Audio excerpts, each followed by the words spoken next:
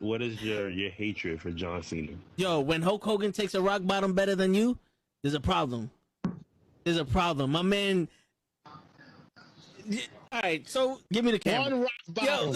Yo, no, it's more than that. Show, give me the camera. I got the fucking camera.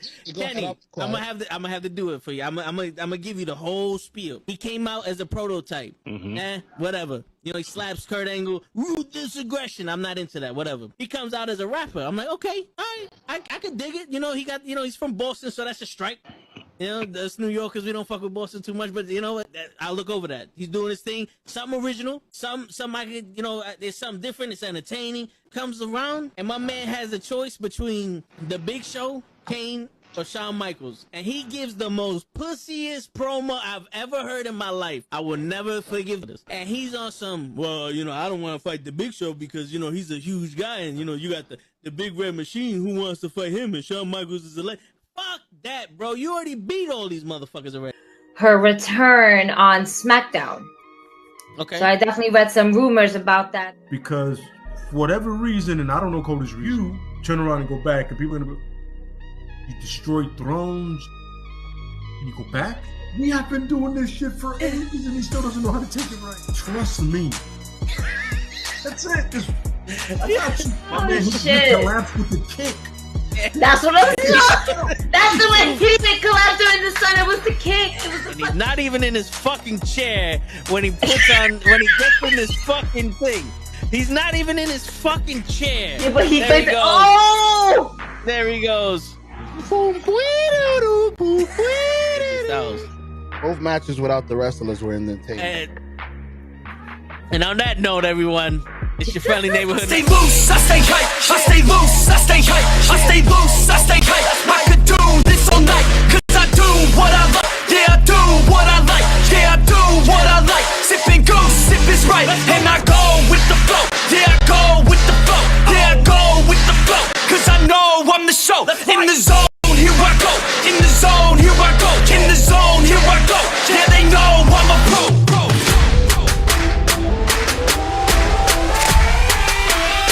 Let's go, let's go!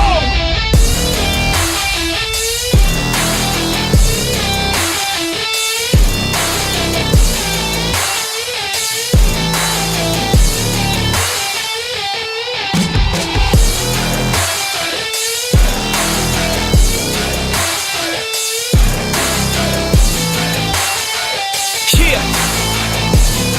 Let's go! Here I go, I get lit, I get hyped for this shit! Right.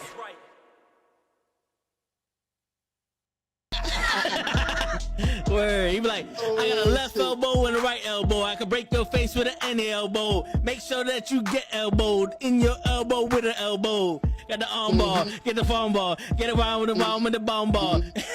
Daddy's gonna take you to Jersey Shore. What's going on, everybody? It's Wrestling with NuKKle HeDDs. It's Thursday night. You know what the fuck that means. We got the president, the head honcho, the boss, the godfather, whatever you want to call him. He goes by everything that under the book. The leader. What's going on? We got Invictus Pro Wrestling in the building. What's going on, Alex? How you doing, brother?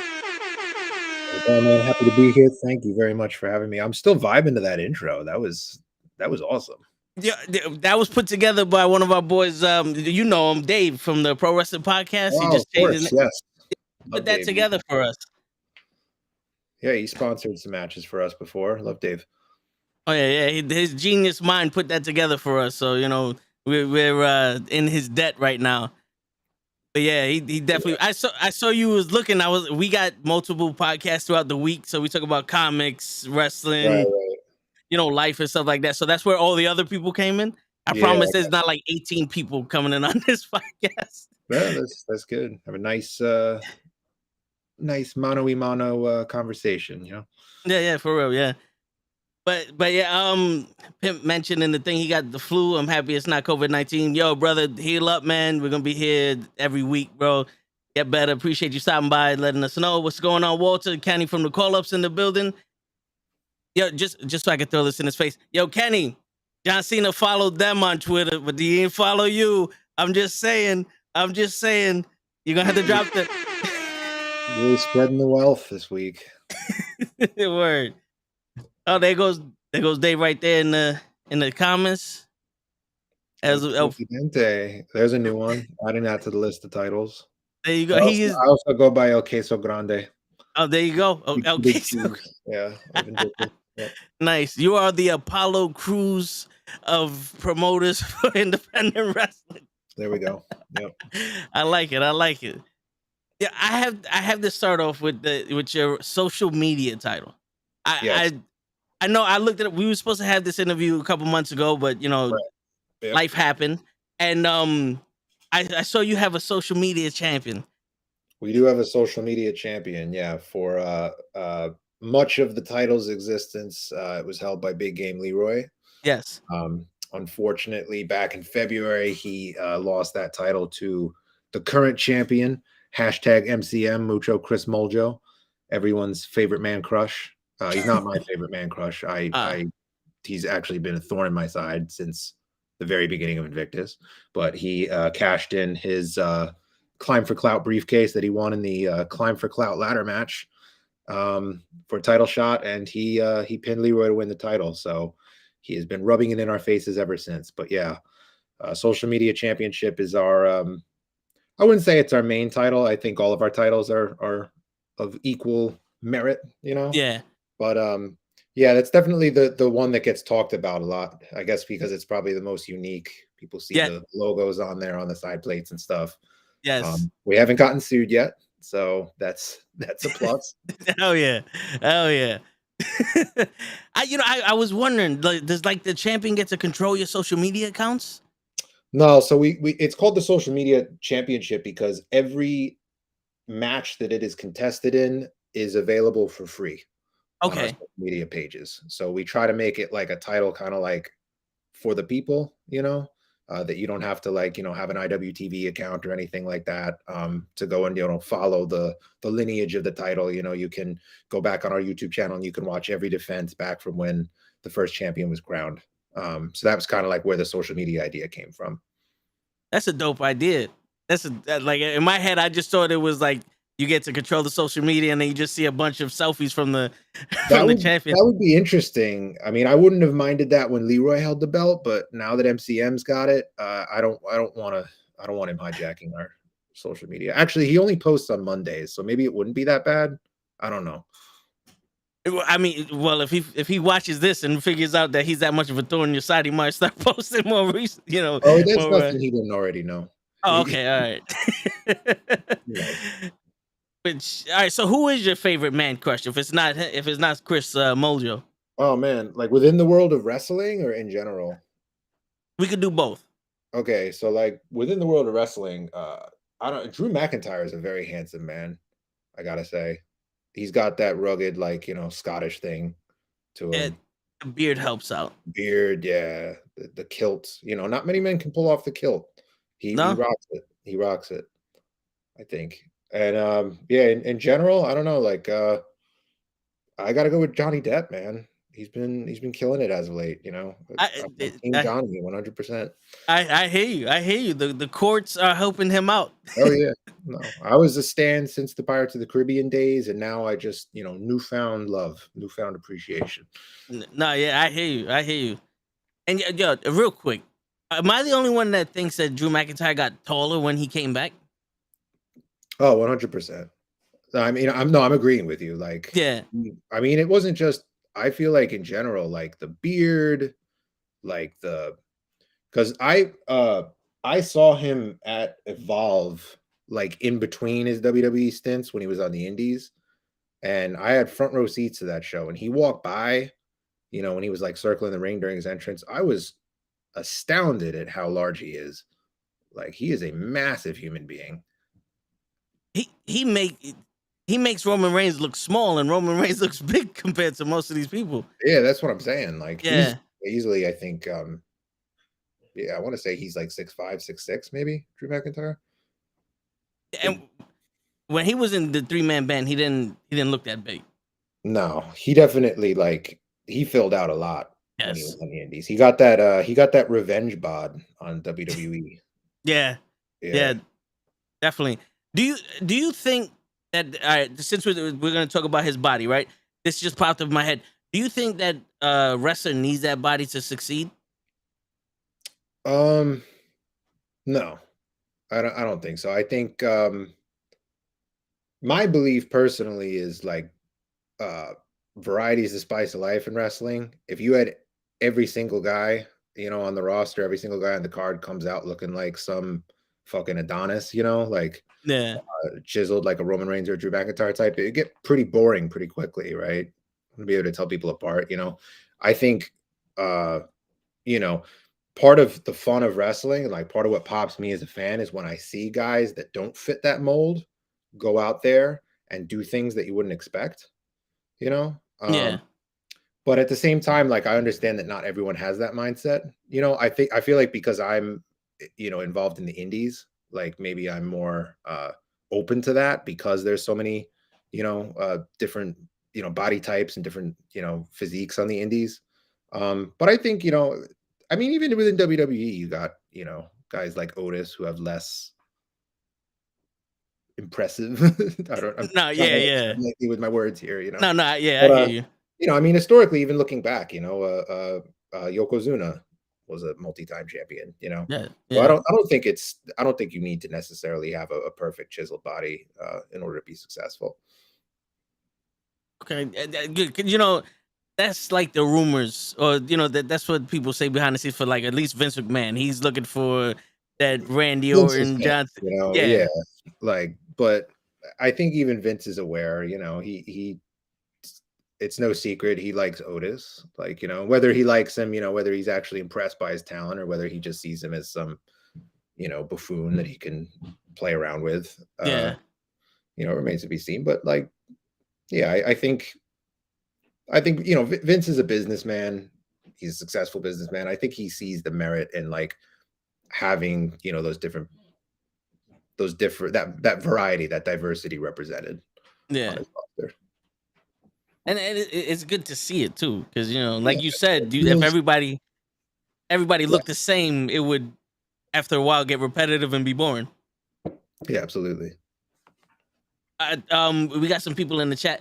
Mad Awesome. I don't know if you're well aware of him. That's my boy. I got his shirt. Okay. Yeah, I'm rocking his shirt. We went to high school together. Oh, word. Yeah, All yeah. right. He's a professional wrestler also. Yep. Yeah, man. Yeah, he's in the chat. We got Dave in the chat. Dave wants you to say John Cena. He thinks it's gonna trigger me. But I don't. Yeah. you can say it. I'm not that sensitive. Am I saying it like 3 times? Is this like a Bloody Mary type thing? Like, is something gonna happen? Like, you're gonna come out of the webcam or something? No. They like to see me like get triggered and become emotional. It's it's the John Cena versus Hulk Hogan argument. It's Okay. like for some reason everyone hates Hulk Hogan, but I grew up on Hulk Hogan. Like I gotta defend my boy.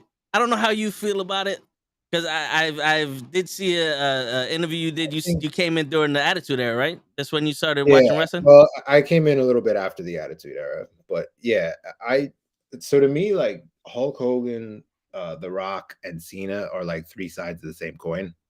Pretty much, they're like 3 different. It's the same wrestler in 3 different generations, in my opinion.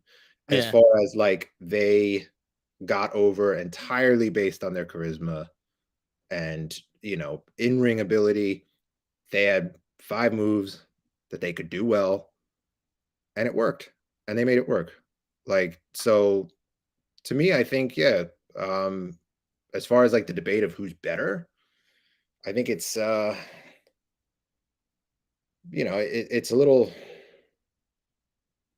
it's personal preference, I guess. It's dealer's choice. It's all about, because they got over solely based on their charisma. I think it really boils down to like who you grew up with, who you grew up watching, and who had that lasting impression on you. So for me, I don't know. I mean, I love The Rock.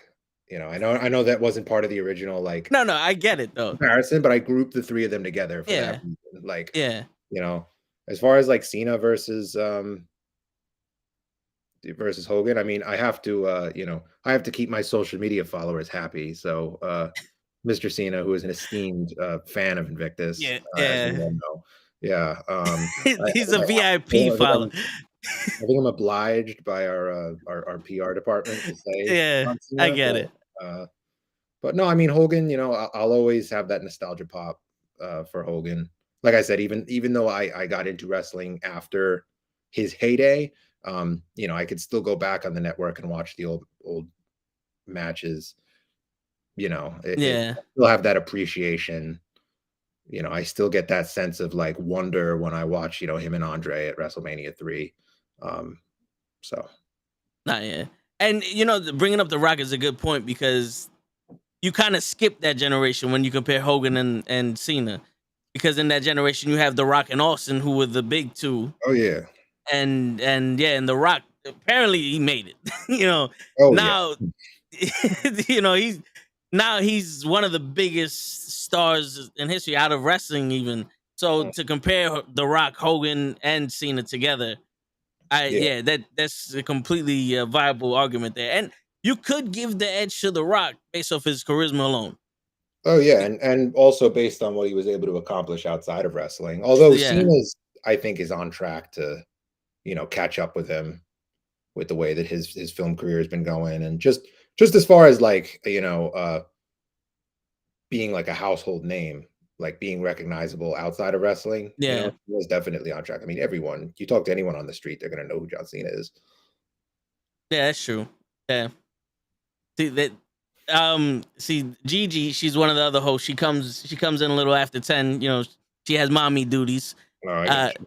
See, she's trying to trigger me now with this. I said I get emotional. No, I put the air quotes up, Gigi. Okay, that's not an official. You Oh, know, that's not an official thing there, right? Cena's keeping the peace. You see, bro, you're the one who started this. I'm just letting you know that now. Cena followed him on. Yeah, would you say he's making the peace? Is he's peacemaker, right? Is that a peacemaker joke? Yeah. I see what you did there. Yeah. Yeah. Good. I see it. We had a question from Jack. Oh, here you go. He goes, sup, To and Alex. And Alex, I want to know, is wrestling talk? But one question, Alex. What is your favorite top 3 childhood movies? I hope it's Stand By Me. Oh, Stand By Me? Oof. I mean, that's up there. Stand By Me is a movie that I went back and watched for the first time when I was older. So I don't consider it a childhood movie for me. But it's a fine film, I gotta say. Like top 3 for me, childhood movies. Jurassic Park, 100%. Gotta be up there. I love Jurassic Park. Childhood movies. Oh, this is gonna be a weird one, but George of the Jungle with Brendan Fraser. Okay. We used to rent that from the public library like on a weekly basis. I could like say that movie by heart, and it was so corny, but it was like that fun like 90s corny, you know, where like no one gave a shit. It was very self-aware as a movie, you know. Yeah. Didn't take itself too seriously. That was fun. What's the third one? Third good childhood movie. I guess I gotta go with like probably like a Disney movie. What's my favorite Disney movie? I'm gonna go with Hercules. I was always a big like Greek mythology fan. Hercules was a good movie, yeah. Hercules was dope. And the animation was almost ahead of its time. If it wasn't for Toy Story, you know. Yeah, no, that like 90s like Disney Renaissance, the 90s Disney films, they hit different. Oh yeah. They had a lot of heart in them. Yep, a lot of heart.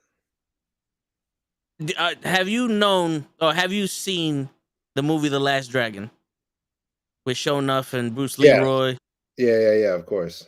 All right, cool. You just gained another level of coolness. I'm in my book.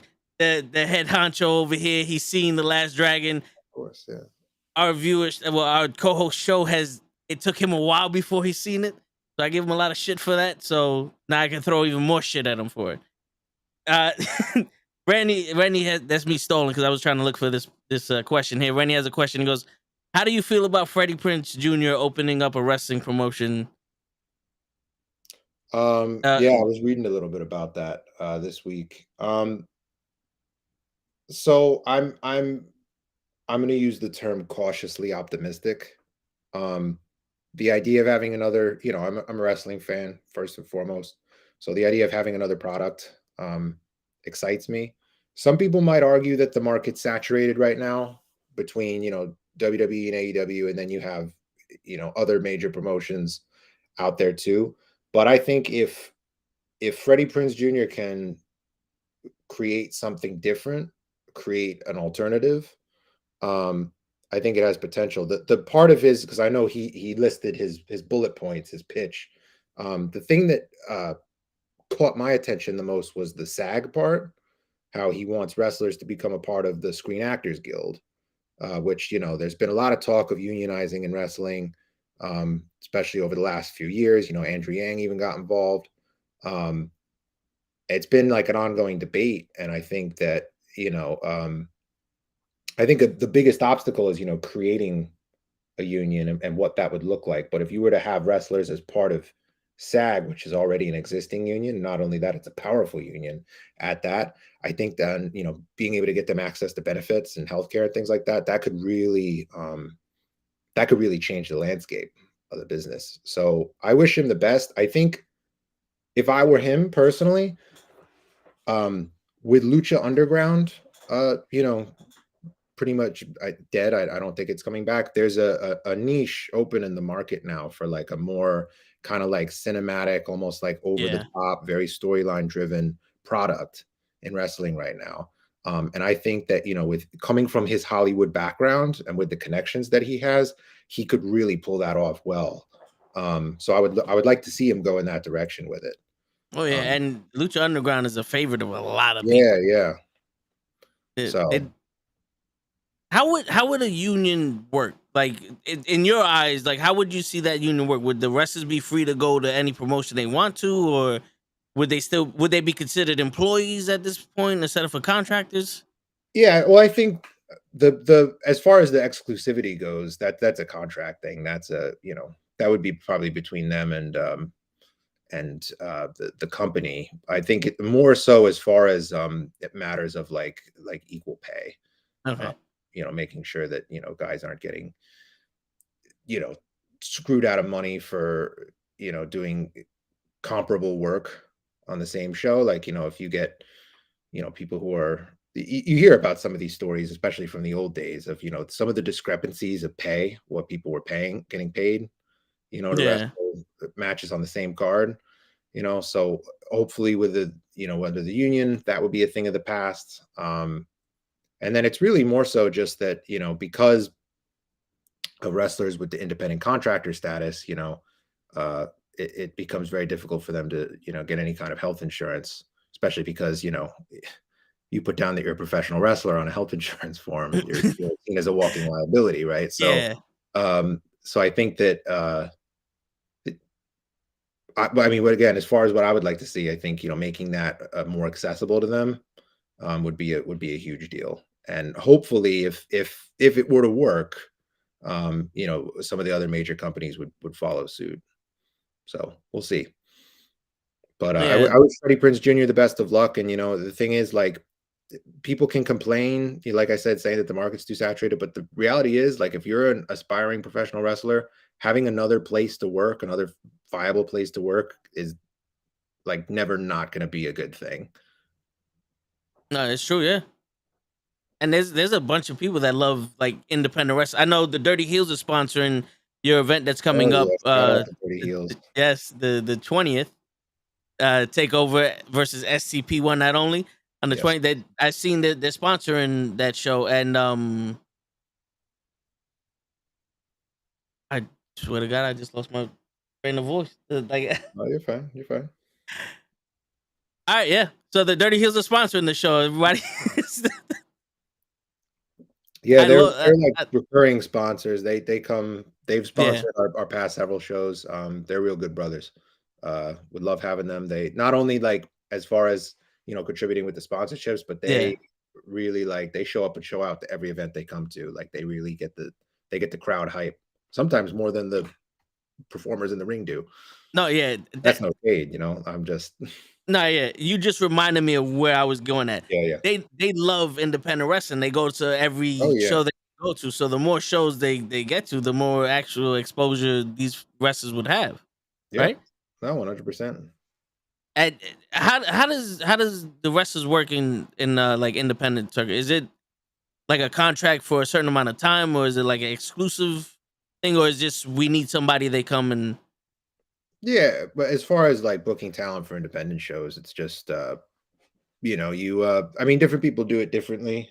Some promotions, like, they set all their dates for the year, and then they'll tell like their core roster, their recurring people, they'll be like, hey, these are the dates for the year, block these out on your calendar. We kind of tend to go show to show and give the dates. So, you know, you just reach out a couple months in advance. We try to, you know, put together the card that we want, you know, as far as like the talent that we want to showcase. The thing is that you know, in the independent world, there aren't any contracts. So, you know, yeah, people aren't beholden to you. You can't, you know, independent company, you know, we can't pay any of these guys a salary, right? yeah, So, you know, you can't, they have to be able to work other places. And you know, you're okay with that. You hear a lot of like drama on the indies as far as like, you know, promoters trying to block talent from working in other places, working for other promotions because they have, you know, beef with such and such. What I think is stupid personally. You know, a promoter has, unless again you have that talent signed to a contract, yeah. you're able to pay them a salary to live off of exclusively, then you have no business telling them where they can and can't work. That's No, yeah, it's true. Yeah, that's true. Hey, Kenneth over here is pointing out the fact that I'm getting old. I'm losing my memory. Hey, man, you know, it's not every day you have a head honcho and you know on your you're podcast. Starstruck by my presence. Yeah, that's what it is. And then you're cool with the beer. I see you. No, I'm fine. You got the Modelo. You getting the Modelo commercial coming out soon? Yep, sponsor us, Modelo. That's it. Sponsor we got a bodega street fight on the 20th, the first ever in wrestling history. So Modelo, if you want to get in on that, there you go. There you go. Yeah. The bodega street fight. That's a first. I've never heard that. Yeah, and, me neither. And show, whenever he decides to show up, he comes up with a bunch of like wrong names for matches. So we developed what's called the Diamond Wrestling. So it's our little fantasy bookings. We have Bobby Lashner in there, and you know, all these different Kofi Kingston. You know, we have all these bad names. So he developed a street match where it's like literally, you know, you have a ring that has pavement in it, and just cars are going up and down the street, and you're wrestling and trying not to get hit by cars. Nice. So I wouldn't advise you guys to have one of those because it's kind of dangerous. But you know, if you ever need someone to come up with, you know, wrestling names, Show can mispronounce the shit out of the best of them. Hell yeah! Sometimes the best ideas are just mistakes that you just roll with. This is true. Yeah, I mean, having him on the show was a huge mistake, but it turned out to be a good idea. He's a funny dude sometimes. You know? Yeah, there you go. We got another question before I start showing my age and losing shit. As the president of a wrestling company, what is the dynamic running and a team of people trying to put forth the best product versus having to do business? Yeah, so I have I'm very lucky. I have two guys, my two partners that help me out. I'm the owner of the company on paper, but you know, they help me out with things like you know, as far as like the marketing and the promoting, and they also sit and we book as a my understanding is, you know, I'm not privy to the way that a lot of other promotions, you know, do business and handle things behind the scenes, but my understanding is a lot of companies will have one booker, right? One person who's in charge of booking all the matches. The problem with that is that when you have one person that has all of that power, if they come up with a bad idea, you know, there's no one to check them. The good thing about having three of us is that we're able to bounce ideas off of each other. we're able to pitch, and then that way, if somebody pitches something in that's lackluster, the other one or the other two can kind of be like, well, maybe that's not going to work. What if we do this instead? We always try to keep it like solution oriented. Yeah. So it's good to it takes a lot of stress off of me personally, to have two other guys to bounce ideas off of, and we also try to be very collaborative with the talent as well. It's my belief, and again, this is us. This is from my understanding. A lot of other promotions aren't like this, but it's my belief that I never want to like a talent to show up to our locker room and for us to say, oh, well, you know what, we're paying you, so therefore you have to do X, Y, and Z. We want it to be like, okay, this is a two-way street. This is a relationship. Yes, we're paying you, but you're coming here and putting your body on the line for us. So let's kind of talk this through. Let's talk about what you want to get out of this, what ideas you have for your character and your story. And then, we'll kind of let you know where what we're thinking, and we'll come together and we'll meet something. And so far that practice has been, successful for us. We've told a lot of really awesome long-term stories as far as, that just come from that very collaborative, approach that we take. So that's more or less, yeah, in so many words, the strategy that we go about doing it. Yeah, but that seems like a viable strategy, because you get the input of the character, because you got to get into their mind. Because how do you book somebody like that's running around with a snake, and it's like they made up their character inside their head. So how can you tell them how to be themselves, pretty much? Yeah, and they're gonna know better more than anyone. Like when they're entering a feud with someone or a long-term program, like they're going to understand what the motivations are of their character. You know what I mean? Yeah. So they're going to understand, okay, well, my character would do this because X, Y, and Z, Yeah. I never liked the idea of just like starting a feud for no reason. I always like that there has to be some kind of motivation or some sort of like reason why these two people would clash. Yeah. Cross paths. So that's why I also don't like I don't believe in like using brawls or attacks to start feuds. Like that's something that has to be built up to, in my opinion. Because like in real life, that it doesn't work that way. Two people aren't just going to like throw hands randomly. There's going to be a back and forth first, an escalation. Yeah. People, it's human nature. People avoid fights, right? Yeah. So why should it be any different, in a wrestling ring? Yeah. You got to step on somebody's Timbs before you start throwing, throwing balls. I hear you. Yeah, you looking at my girl? Something. I hear you. I hear you. All right, hold on. Chris wants to know your Mount Rushmore, your top 5 of wrestling. Top 5. Oh boy. Well, oh, wait a second. No, he says 5 Mount Rushmore of comedy. Oh, Jesus. Yo, Chris, what are you doing here, bro? This is a wrestling show, Chris. The title is Wrestling with Knuckleheads. What are you doing over here, Chris? I'm changing this question. I'm vetoing the question, and now it's I should have never. You see what happens when you only got a 5th grade reading level?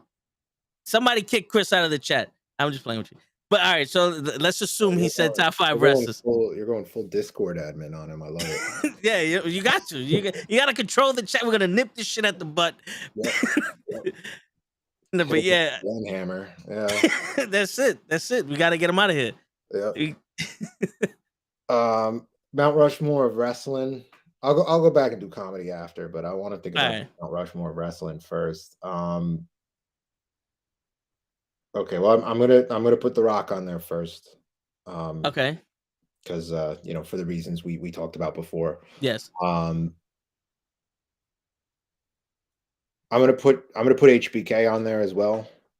Shawn Michaels. I feel like he to me is like the perfect combination of like in-ring ability, but also charisma.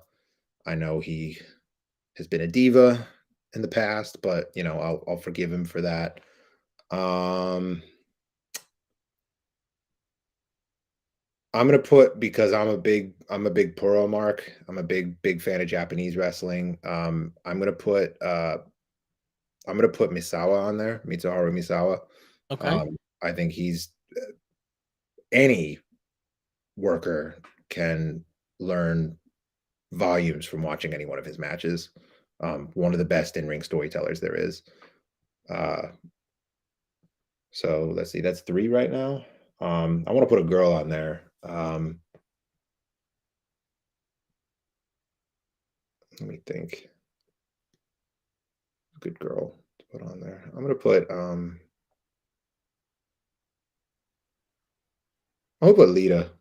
Okay. Lita, I feel like doesn't get, especially like, and so many people talk about like the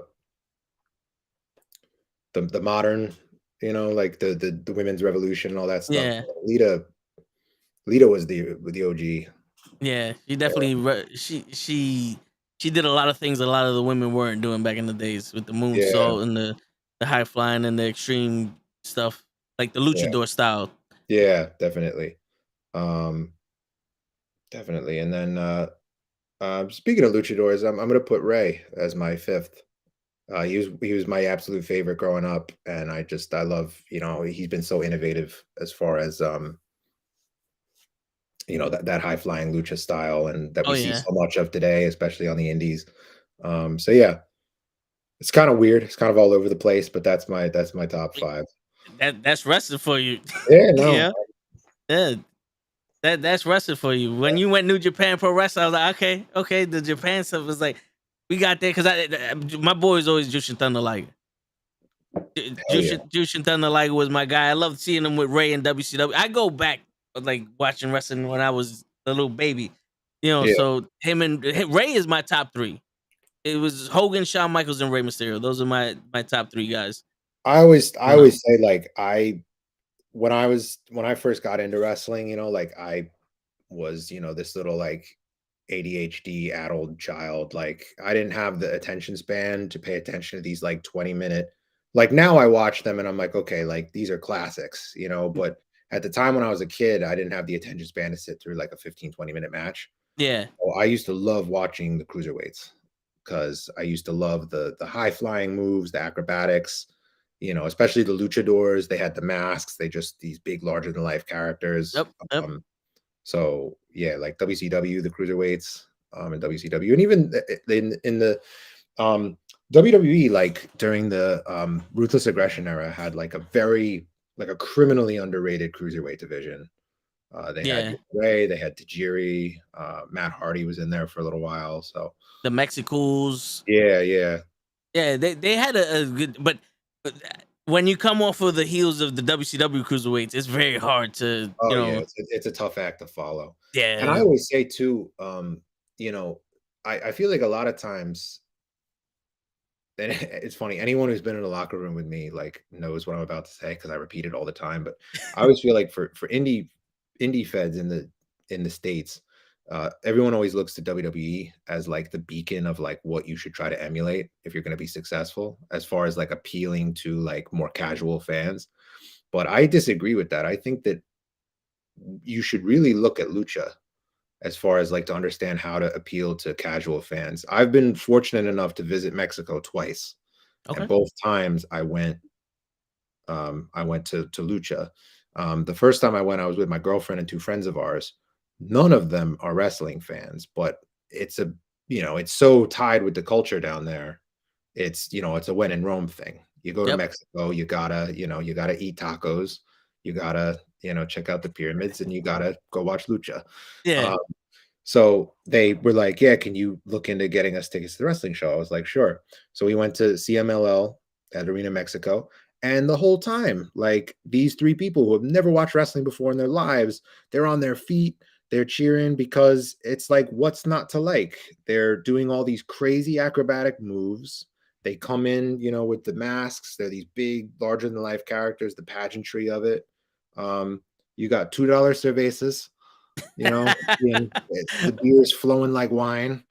And Yeah. and it's they break it down for you very easy. You got technicals and rudos. They tell you That's exactly it. who to cheer for, exactly who to boo. Yep. It's like the minute the match starts, you're already engaged because it's a fantasy world with the mask and the stories behind them, and the high flying is so like fast paced that it's very hard for you to check out at any point. Yeah. So I think like again more. I think indie promoters should look more to lucha because there's a lot that you can learn from the way they do it down south of the border. Yeah, I that's a perspective I haven't seen, but you make complete sense of it. Once you said it, I was like, you know what, that makes perfect sense. That makes perfect sense because a lot of the legends, like the Great Muda and all these people had the mask, and even the Warrior with the face paint. People loved all that stuff. The big that's what attracts people. That's what hooks people's attentions. They come for the looks and the masks and the face paint and the gimmicks and the over the top characters, and they stay for the product. Yeah, the in-ring action. At least that's the way it should be. Yeah, because people go to wrestling to get out of the real world, and when you have that fantasy stuff, it's one way to get out of it, and that's what always drawed me to it. Like being able to live vicariously through someone and getting the gratification out of it. It's like a good movie but live. Yeah, pretty much. It's like a live good action movie. Oh, 100%. Matt also wants to know, how can I get booked in the Invictus show? He wants to bring the chancleta style to Invictus. Bring that chancleta style to Invictus. Yeah. I'm gonna Matt, and I know I feel bad because I know that you've commented on stuff before, and I'm just I'll say this as just like a PSA for like any worker and I'm speaking for any promoter here. Our inboxes get flooded. There's a lot of talent out there looking for work, looking for bookings. Don't take it personally if I or any other promoter doesn't get back to you. We're very busy. I especially I'm a teacher as my shoot job. I'm a high school teacher. So like besides wrestling, I got so much stuff going on, especially now, end of the school year. I got finals to grade and shit, so yeah, the best way, I think, and again, I'm just speaking for myself, come show face at an event, introduce yourself to me personally. For me to be able to put a face to the name goes a long way. And then just, offering to help. I prioritize people that come to the shows and actually lend a helping hand, and because it shows me that you have a good work ethic, that you're willing to work. For the show next Friday on May 20th, we have this, we're introducing in true New York fashion, the Bing Bong kickoff show. So we got 2 pre-show matches, but almost everyone in those pre-show matches are people that have come and helped out and worked at the shows, either setting up the ring or, working the door, help break down after, things like that, that I, that because they came, I prioritize them for getting a spot on the show. So the TLDR is best way to get booked or to get noticed is to come work and help out. You scratch my back, I scratch yours. The old school philosophy. Yeah. And for anybody that's interested in going to the show, I put in the link for you to purchase tickets and see the card and everything like that. So the link's in the chat now. We got a flash sale going on tickets from now through the weekend. So definitely should hop on that. We still got limited front row left, and I imagine they're going to go pretty quickly with this flash sale. So definitely hop on that. Where you get to see the first ever bodega street fight. Get to see the first ever bodega street fight. Jay Bougie versus Rev Ron Hunt. It's going to be great. Any insight to that? Like, are you gonna put like store stuff in there? It's gonna be like salami flying around? Bro, I don't even know, man. Like they told me that, like, I'm finding out a lot of this stuff like as you guys are, like as the shit's going up on Twitter, like, because I knew that they were having the match, but then they did the tweet and they're like, yeah, it's gonna be a bodega street fight. I was like, all right. Whatever that means. Going into this blind. I'm like, I kind of want there to be like when they told me it was a bodega street fight. So this is the one spot that I want to see. Like the bodega cat gets brought to the match. And like, you know, the bodega cats, they don't declaw them. They let them keep the claws. They got to catch the rats, right? Yep. So like, you just like let the cat rake the other guy's face with its claws, and then you take the Takis, the hot Takis, and take that Taki dust like into the cut. Oh shit! Straight savage mode. Oh, that's some deathmatch. That's some deathmatch shit. That's how they do it. Hell yeah. Yep. That's shit. But the cat got to be resting on the loaf of bread, though. You know, he's got to be chilling on the bread, and then like on some Jake the Snake style, you got to piss it off by taking off the bread. He chills in the bread like for the whole first half of the match. You forget he's there. Yep. And then, boom, he just jumps, comes onto the dude's face. That's it. You do that as a ref bump instead of a ref bump. Cat just onto the ref's face. He's going around, hit him in the dick, right? Fuck it, man.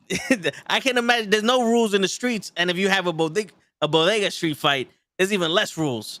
I don't know how you get less rules than no rules, but yeah, you throw a freaking Chef Boyardee at somebody and pop that shit open, slice them with the can. You get a chopped cheese in there. Yeah, there we go. You get Poppy in the corner. Yeah. You just slap him across the face. That's it. With that big ass bucket of mayonnaise just in the spoon. You smack him with the and then the mayonnaise flies all over the place, and now the fans got the mayonnaise on them. Yeah, it'd be great. They get pulled over on the way home, and the cop's like, "Why do you smell like a bucket of mayonnaise?" It's like, "Hey man, I was in a bodega street fight." Bodega street fight sponsored by Modelo, hopefully. Hopefully, there you go. If you want to get in on this, stop fucking around, Modelo. We see you with Stipe Miocic. Get my man in there. Shit. Get a bag of salt and vinegar chips in the wound. Oh, come on, damn. No, that's just depraved right there. The word. That's gonna get a "you sick fuck" chant. Without a doubt. You get the 50. Do they still have the 50-cent sodas in the bodega? No, right? I think it depends on the bodega. Is it gonna be like the old school bodega? I don't know. The school I used to work at in Harlem had some of the bodegas that were like on that block had some crazy low prices. I was able to get a large coffee and a sausage, egg, and cheese in the morning for $3. Shit. I mean, I don't know. This was before the whole inflation thing. No, so yeah. I don't know, but that's like, can't beat that. No, yeah, for real. Yeah. Because I know back in the day when I was growing up, we had the 50 cents of the top pop. Yeah. It had the yellow dye number 5, the sperm killers. You know, just pour like 4 or 5 bottles into somebody. Like, you ain't having babies now. You know, you kill their future. Waterboard them with it. Yeah, you know. Get the black cherry in there. Yeah, that's it. You hurt them now and you get them in the future. Yeah. This is gonna change people's lives. This bodega street fight. Oh man, I'm telling you. I hope Bougie's listening to this and writing all this shit down. We're just giving him free material here. Hey, take it. Go ahead. Yeah. Go ahead. So that way, when we watch it, we're like, I told him that one. Yeah, I called that spot. My agent did this shit. Shit, but that's what's the fun shit about. Because I know. Have you watched WrestleMania, the one before the pandemic, where they had the Nigerian drum match? Yeah, with Apollo Crews and Big E. Yeah, people shit on that. I love all like the weird, goofy gimmick shit in wrestling. I think it's hilarious. They just put drums around the ring. I was expecting them to have like a pit and then the people throwing the drums. Battle, right? Yeah. Like doom, doom, doom, doom, doom, doom. No, I think the execution was, needed work, but Yeah. I think the concept was fun. We had last July at our show up in Westchester. We had a Hell's Kitchen match. So it was like a street fight or a hardcore match, but all the weapons were like kitchen items. That was a lot of fun. It was Abs and Miles Millennium, and Okay. they did the among other things, they did the the death match spot with the skewers.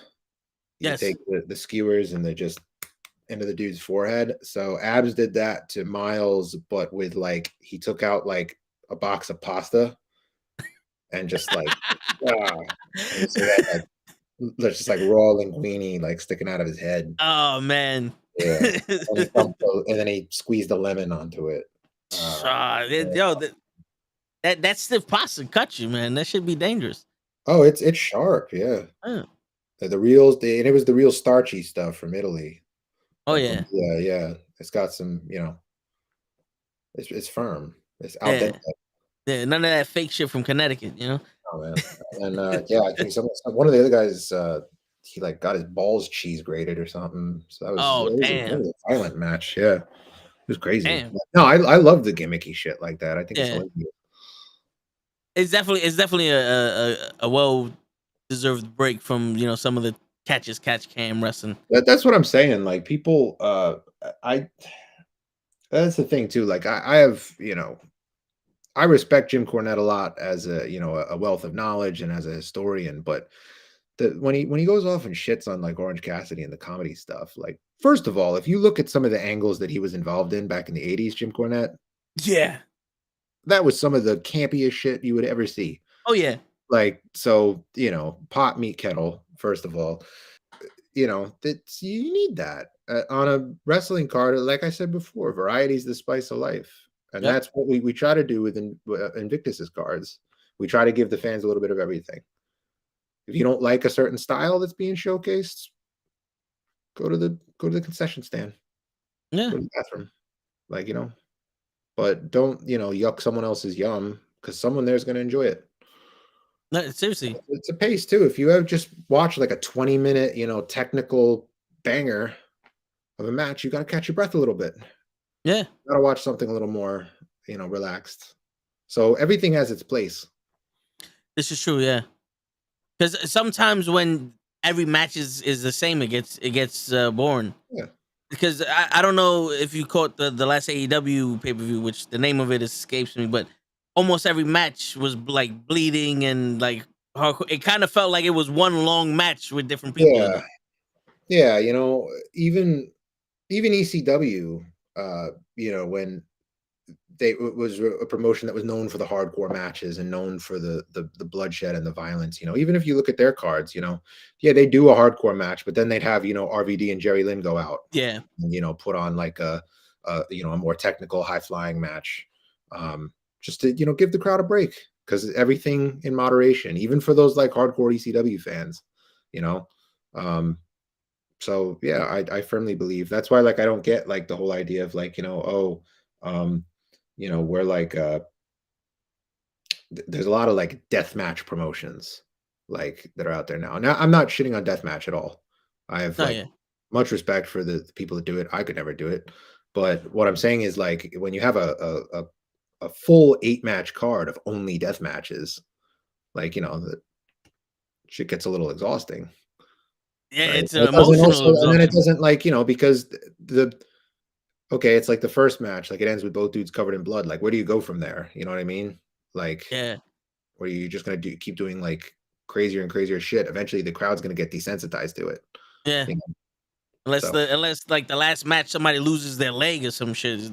Like he gets his leg chopped off. I would say some of the clips I've seen from some of these deathmatch feds, man, I wouldn't put it past them. Nah, yeah, I've seen some of that stuff too. It's crazy. Yeah. But that's definitely something that should be happening once in a while. Yeah. I don't know how did you feel about that, like, ultra scary super death match between Omega and Moxley? That explosion almost took out half of Florida. Oh, dude, that was, yeah. I don't even know. I'm trying to think of something funny to say. It fucking sucked. Yeah, that was No, like a a step higher than kids like, coming out with sparklers. but here's the thing, like from a promoter's perspective, right? I felt really bad for the guys, and I felt bad for Tony Khan because the thing is, like, you need to take risks, right? In order to succeed in the business, you need to take risks to, and try new things in order to get people talking, So I have a lot of respect for them for even attempting something like that. The fact that it didn't deliver, I hope it doesn't, put people off. I hope that prompted people to, go back on YouTube and watch old Onita matches from like FMW, see how it's really done. And I hope it opens up a door for a new generation of fans to, go back and rediscover that. But yeah, the execution purely from a fan standpoint, that was, it felt a little like pissing in your jeans. Yeah. Have you ever heard an idea that was like that was so crazy that even you was like, nah, we can't do that? I'm trying to think. I mean, we had a 6-man tag back in February. That it was a 6-man unsanctioned match. And the whole idea was like, that these two factions, it was Takeover actually versus Sin, who are, Sin are Invictus guys, like homegrown Invictus guys. And the whole idea was like, they've just been at each other's throats for months, and we're not even like, Invictus doesn't want any part in this. Like, we're just gonna let them kill each other. And I'll pull back the curtain a little bit. Like, I had a group chat going with those guys, like in the leading up to the show, and some of the spots that they were like basically asking my blessing for, like in this group chat, man, were crazy. I was fully content with just letting them do whatever. It's really the venue, like the building, what they're cool with, because you don't want to lose the building. As it is, it's hard enough to find places that are cool with allowing wrestling, but they wanted to do light tubes and glass. So I told them X-nay on that, because that's, unless you're like a deathmatch promotion and you have done it before and you know what you're doing, it's just better off avoiding it. Also, the venue said, you use glass, you're out of here. Yeah. I was like, all right.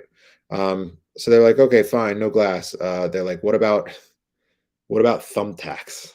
We have the famous thumbtacks. Yeah, like we have 10,000 thumbtacks. And I was like, just make sure they stay in the ring, please. I was like, I don't need people like, stepping up during intermission and stuff like that. So yeah, I was watching a clip that Matt put up a long time ago. Instead of thumbtacks, he used Legos.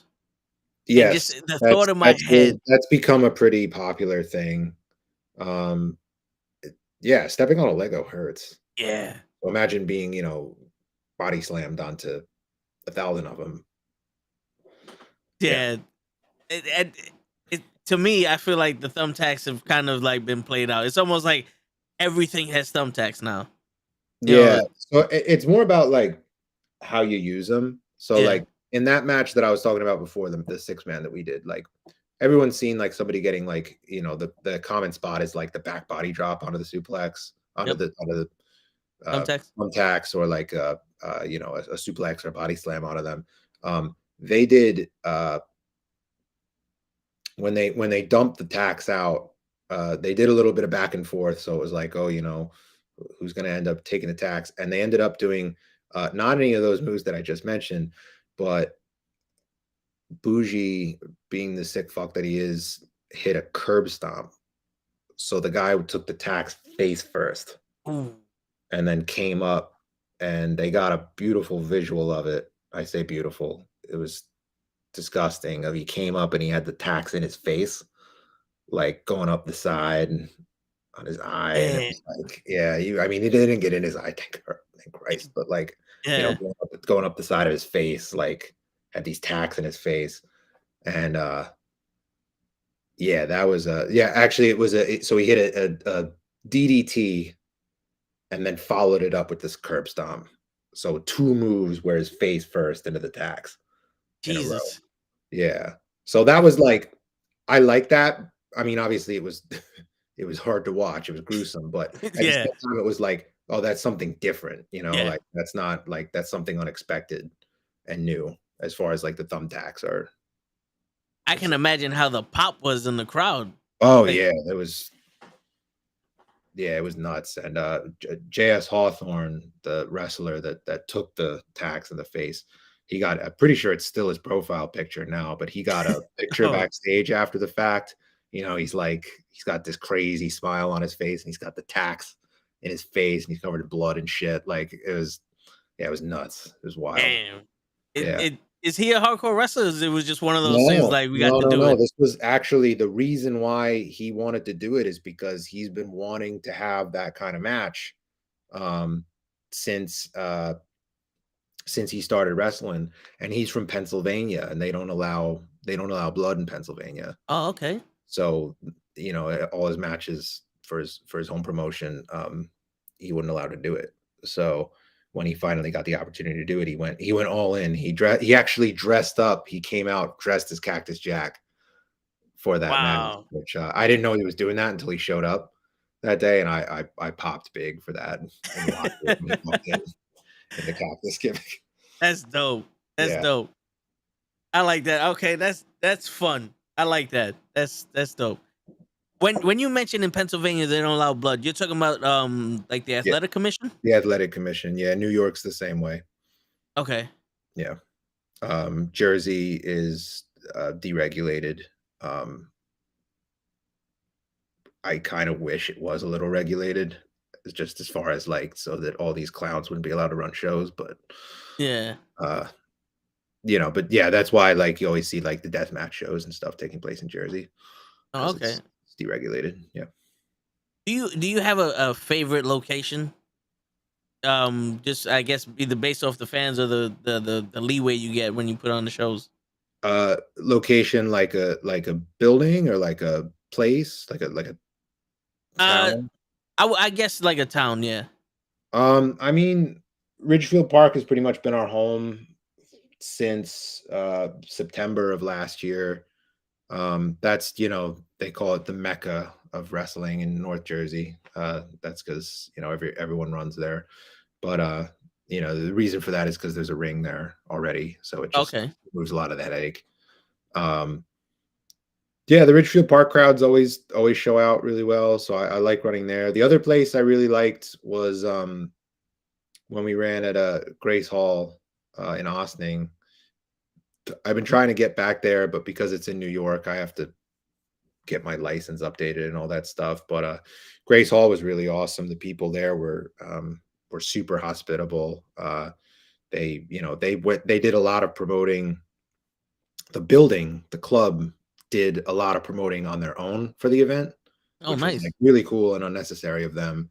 But they were able to get like a decent chunk of the crowd was like their people from the community who were coming in. And they also, which again, they didn't have to do, they still made the club members pay for a ticket, even though they were members of the club. So like that would, like, you know, if you enter Knights of Columbus Hall and you're one of the Knights, like you're getting in for free, like it's no questions asked. But this building actually made the club members pay for a ticket if they wanted to come to the show, which was like, I also thought was really cool of them.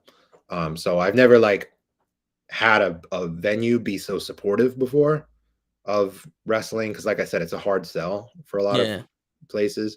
But Grace Hall was really cool. I'm really trying to get back there as soon as I get my license taken care of. Okay, and that's like a promoting license, or? Yeah, New York, you need a promoter's license. Okay. To run. Yeah. Oh, okay. How during the pandemic, how did you notice that like when it started to wind down, more people were interested in wrestling, or did you have to like refine fans? No, so we started during the pandemic. Okay. We had our first show in September 2020, like right at the peak. It was outdoors on a farm, down in Flemington, New Jersey. You know, socially distanced. We just had people bring their own chairs, bring lawn chairs and stuff so they could spread out. I think, yeah, like, no, we our first couple shows during the pandemic, we drew pretty well. And I think it was just because people were so starved for anything that felt normal. Yeah. You know, they wanted some sort of entertainment, some sort of distraction from what was going on.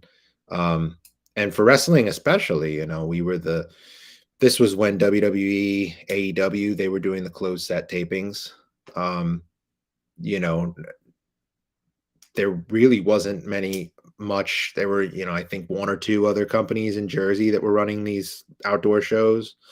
But, you know, we were pretty much the only game in town. If you wanted to come see wrestling, you would, you know, come see us. So I didn't really run into that problem at all of like having to, you know, re-engage the fans. They pretty much stuck through it. If anything, it's been, you know, the opposite problem, which is that as the pandemic's kind of died down and more companies are starting to run again, you know, there's more competition. The market's more saturated now. So, you know, you're convincing fans to buy a ticket to your show over the, you know, 5 other shows that are running on that Saturday. You know, that's now the problem that we're facing. Okay. Do you guys have like a promoter beef like in Young Rock, where you got the one guy with the cowboy hat stealing the wrestlers, and you know, no guns that drawn? happens absolutely in Jersey, especially because, like I said, because it's deregulated and anyone, you know, with a couple bucks can run a show.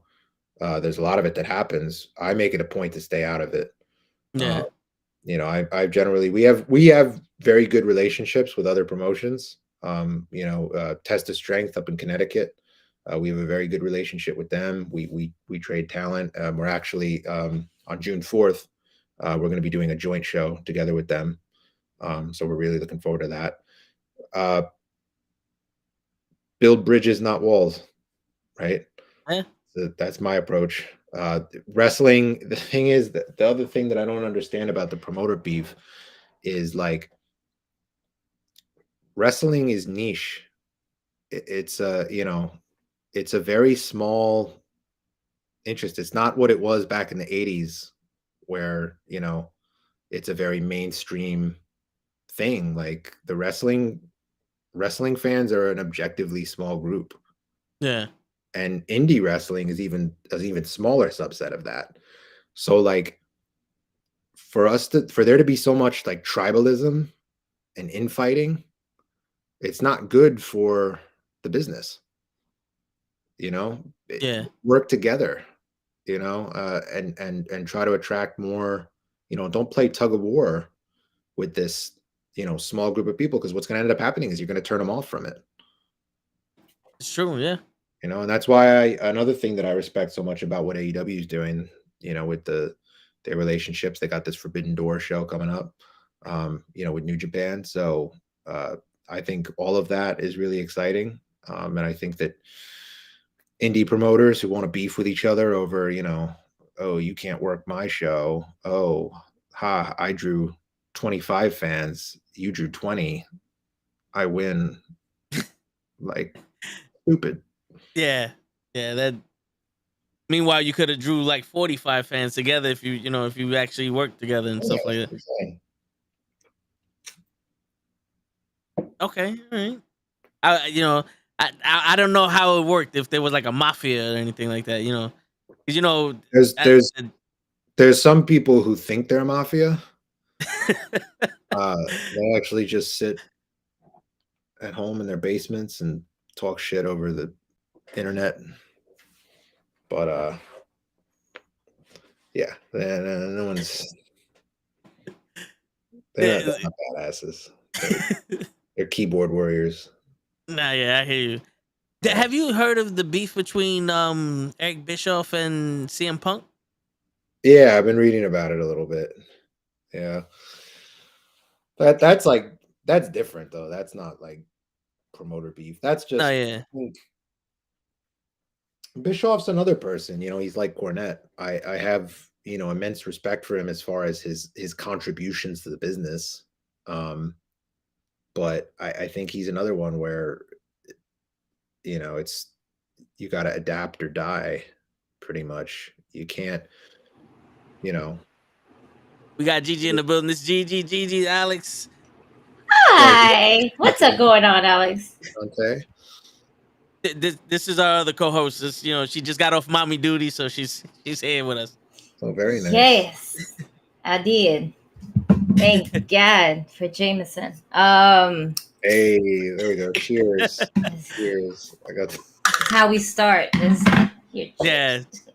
Just a little bottle at this point. Beer before liquor. Thank you, Hill Liz. Today, my cup is sponsored by you. So this means that we don't know how much we're pouring in here. It's a dangerous thing. One of those days. Yeah, Alex. Remember I told you we got an asshole that comes in sometimes. Yeah. Yeah, he's finally made it. Wow. This motherfucker shows up the same time as I do. Yep. This bird ass nigga. Yeah. Oh, he's not gonna strip his. He might. The Invictus Wrestling social media champion. Show up. Yes. Podcasting what? Nigga, on a different what? level mode? On a different level mode. Excuse me. My man's. He doesn't know how to spell that well. Odd mode. What you talking about? Pod mode? Your kids did that? Yeah. Oh, okay. So Alex, this is show enough. He's the guy that made up the street match. Listen. Okay. My kids wrote this. I'm gonna blame it on them. Don't blame it on me. Oh wow. Well, that's How y'all doing? So is awesome. Like that. Mr. Alex, how you doing? I'm doing well, my man. How's you doing? I'm doing great, man. It's nice to finally meet you, man. Likewise. I'm sorry about that. It's time to get serious, man. Serious questions is coming. Show. That's not Mr. Alex. That's the head honcho, the principal, the president, the boss, the fucking doctor, the head honcho. Yeah. Jefe. That's right. Jefe. I like that one as well. The bodega store owner. The bodega store owner. Yeah. The man with the plan. All right. The Apollo Creed of the rest. I'm the bodega store owner. There's glass here. You can't tell. The Apollo Creed of the independent wrestling industry, man. The king of me. I see. That's right. That's right. And just for the record, Gigi, before you got on, he did say that Hogan was better than Cena. Of course. We're just gonna throw that out there. I was there, Gigi.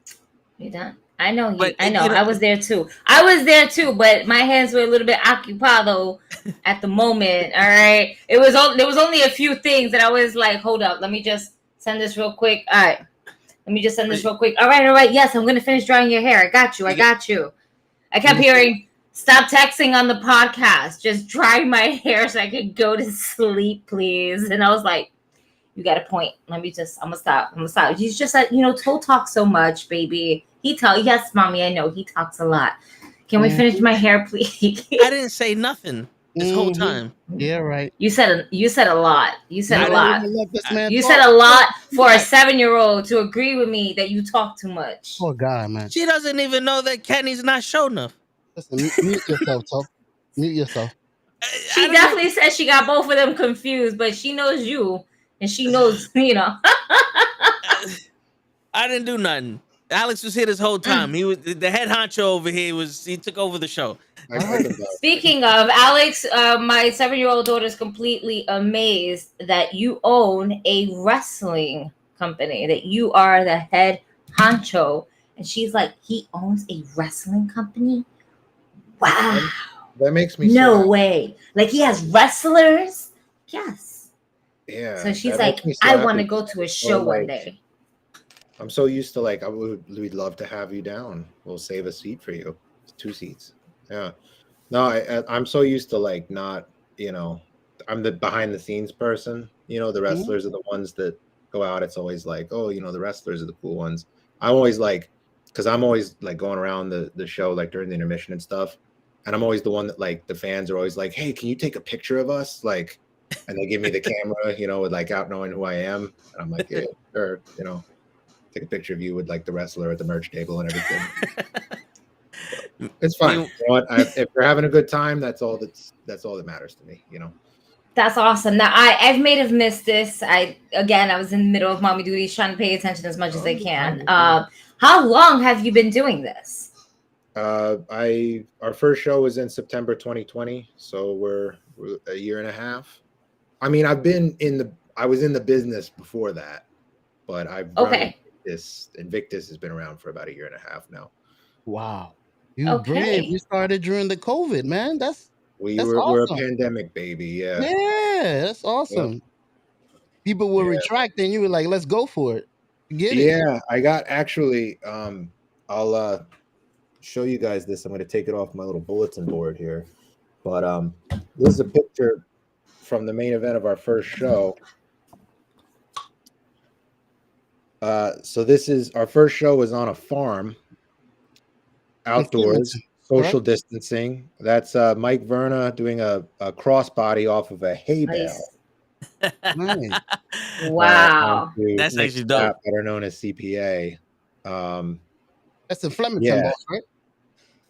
So that was how we started. Set up a ring in the middle of a fucking cornfield and a farm somewhere in the bowels of Jersey, and so we could be COVID compliant. And then it's been the rest, as they say, is history. Nice, and I it's dope that you have the picture, so you could encapsulate that forever and all that. That's dope. Oh well, I got a whole vision board over here. This is all my stuff. That's awesome. Yeah. All the memorabilia. Just keep it right there across from my desk. But that's good because it kind of always like reminds you of what your goal is. Yeah. And what you're always trying to achieve. It kind of makes you just want to achieve it a little bit more. Yeah, and it reminds me to like never settle, always absolutely to be bigger and better. Yeah. I got a question for you, Alex. The first show was in Flemington, New Jersey? Flemington, New Jersey, yeah. Are you running any shows out of there anymore? We haven't run out of Flemington since November 2020. We ran one other show after that one at the Next Level Arena. Mm-hmm. And we haven't run there since. We moved up to because I'm from New York. I'm from Rockland County, and it just became very tough for us to run that far down in Jersey. Because after the shows, I'd be getting back at 1, 2 in the morning, and I was it just made more sense to migrate up to North Jersey, Bergen County.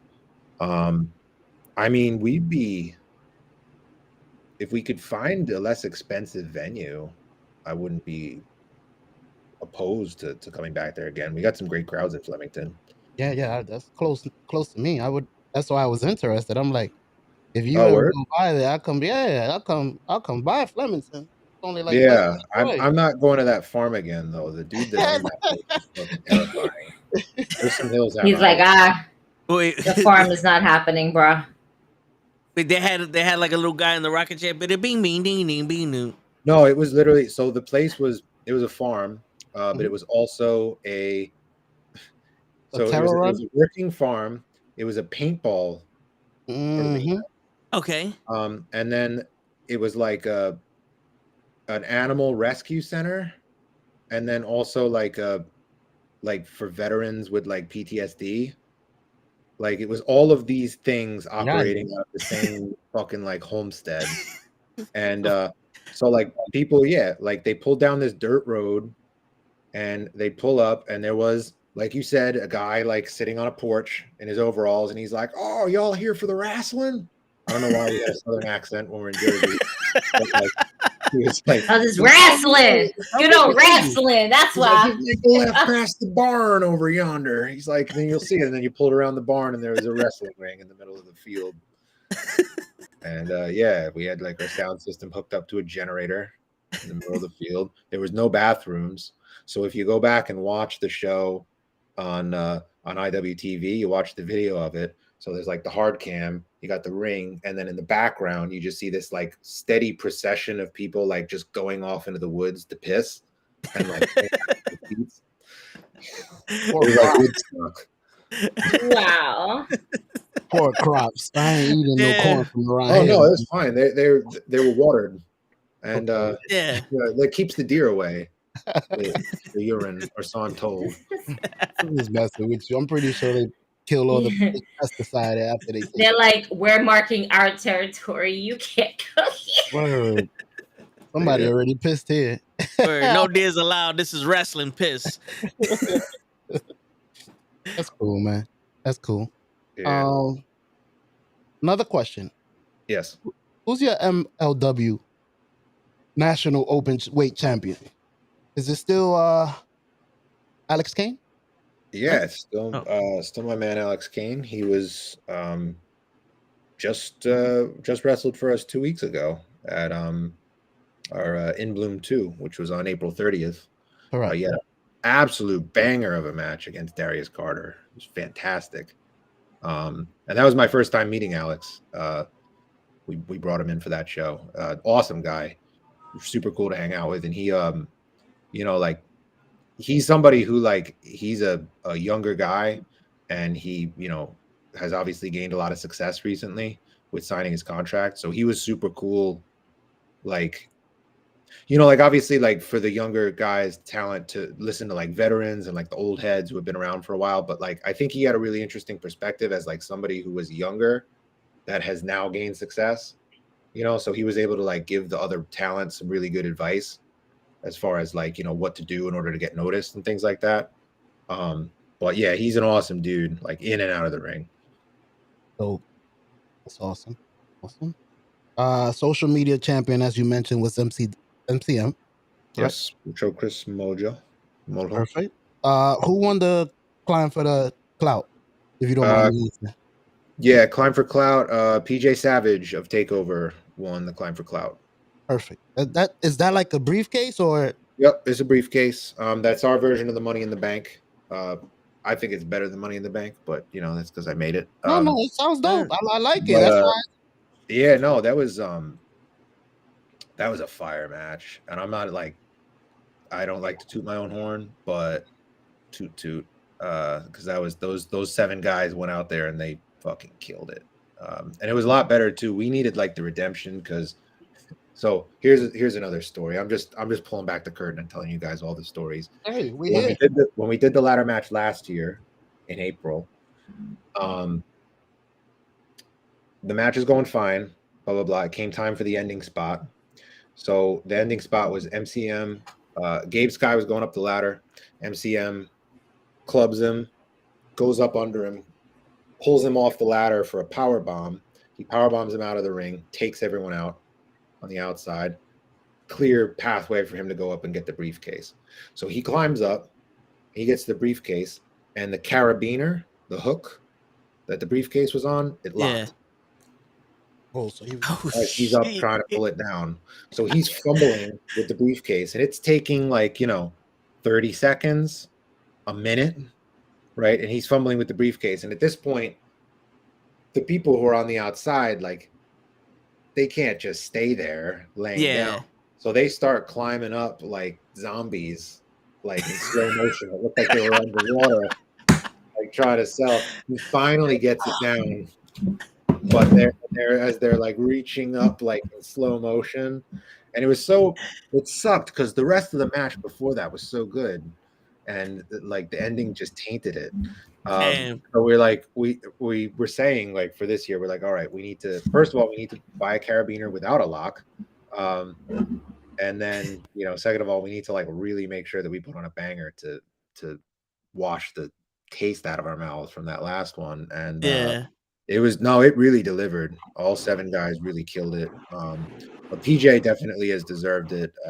Him, Bougie, Takeover, those guys are making waves right now on the independents, and I think it'll only be a matter of time before they sign contracts somewhere. selfishly, I hope that's, I get that's not for a little while because I got some stuff I want to do with them first. But yeah, they're definitely on that trajectory.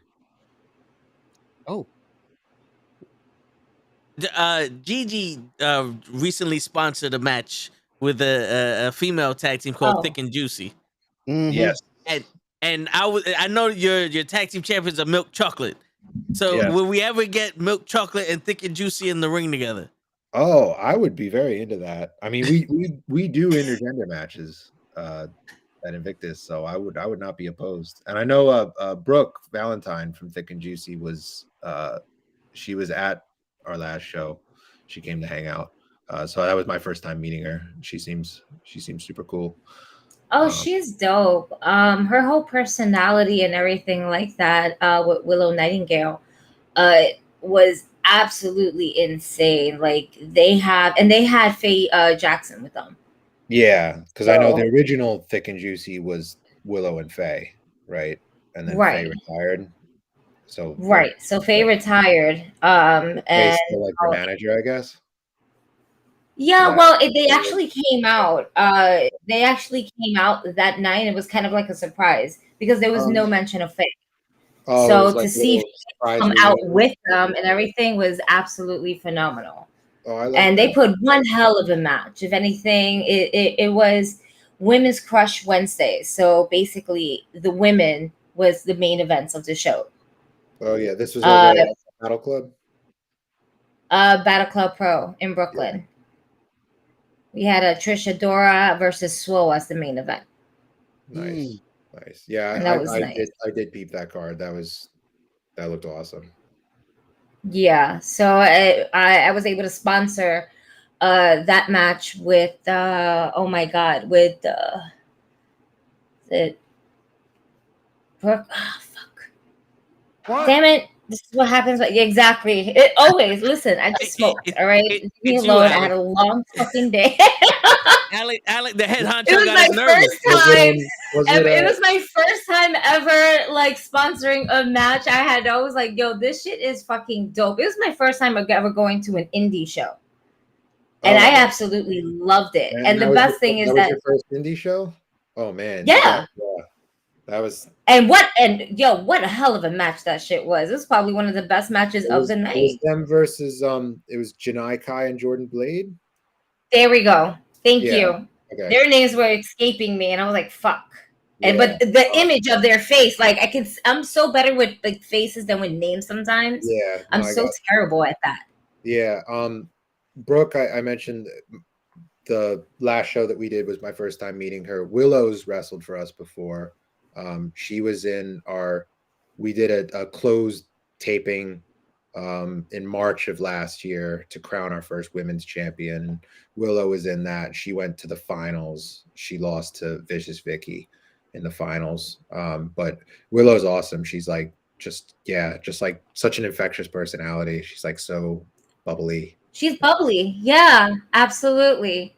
And like it was cool because I got a chance just to say like hi and bye to them because my ride was leaving. So they were like, we got to go. I was like, shit. And the best part about this is that it not only was my first indie show, but I brought my daughter with me. And it was her first indie show.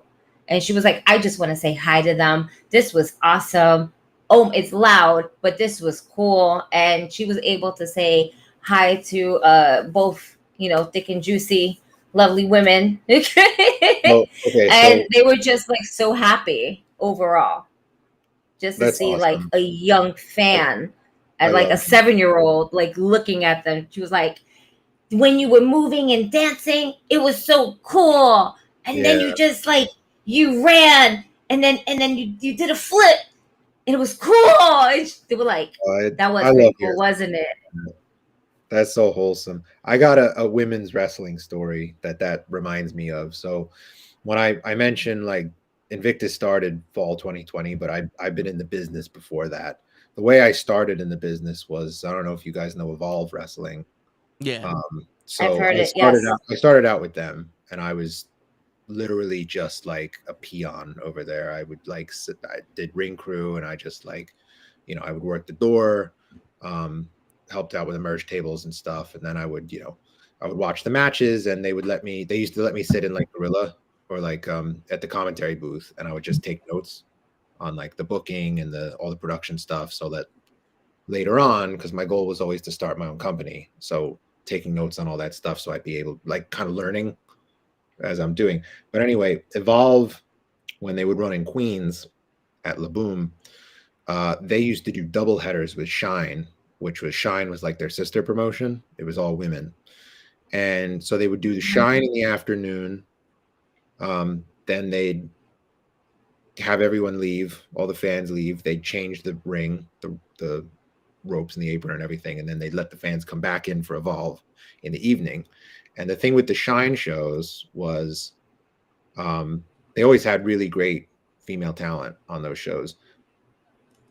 The clientele that they would attract, I felt so bad for these women, because I would say 75% of it was like these creepy dudes who would like go in. And I used to have the unfortunate task of, helping out with the merch tables after the show.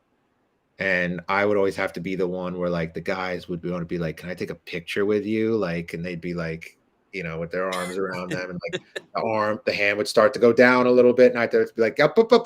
No. Get that hand up. And I'd have to like kick them out and stuff. And I always felt so bad. But the thing was that, like I said, that's like 75%. The other 25% would be like, like you were talking about, like these young girls who would come and, they dress up and, like their, like Nikki Bella shirts and stuff like that. And always have those similar like interactions. They come up, they'd be like, you're so awesome. Like, I want to be a wrestler someday, and like all that stuff. So that really made like the juice worth the squeeze, seeing those moments and seeing the positive impact that they could have, especially on, young girls, and inspiring them like that. I always thought that was really cool. So it made all the other gross stuff. I always said it, like, always being a wrestling fan, it's that wholesomeness that makes you want to be more of a wrestling fan, because there was this genuine moment where it wasn't about the money. It was just about the experience and how it really, like, cool. This little girl thinks my match is cool, and it's kind of like she wants to see more.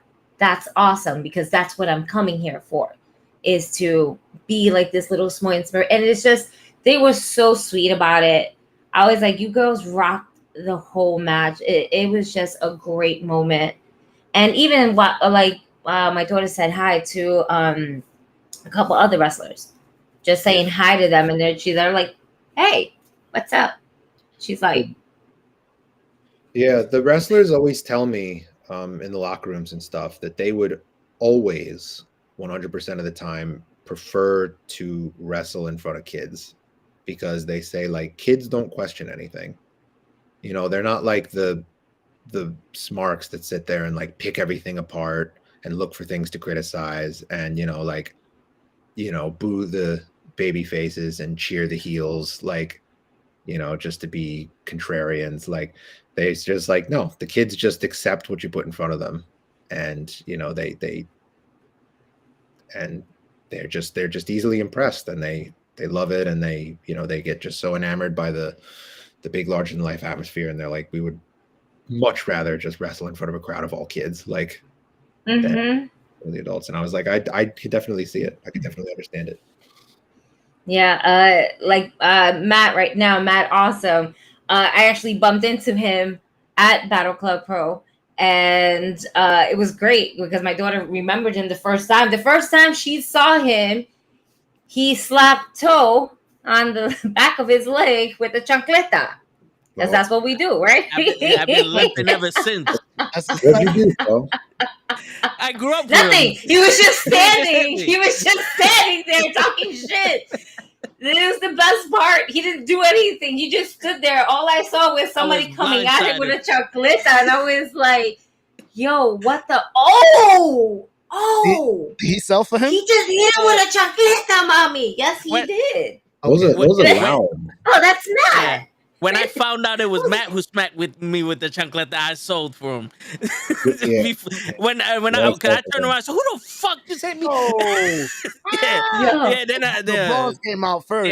Yeah. The Bronx came out first. Oh yeah, for sure, yeah. for sure, because it happened like that. I swear, it happened like that. Yo, Do y'all know? all I remember was my daughter seeing that. She was like, "Oh, he hit you with the chancleta." Oh, that's right. So if he messes with you, you tell me. Yeah, I'm gonna tell him. I was like, he's a wrestler. She's like, he's a wrestler. I'm always getting abused. And like her whole world just got shook that moment. She's like, I'm in the presence of a wrestler. Are you serious? No, you're kidding me. I was like, he didn't wrestle on the show, but he's a wrestler. You a wrestler? Yeah. You should see my shows. Can I see your shows? I got you.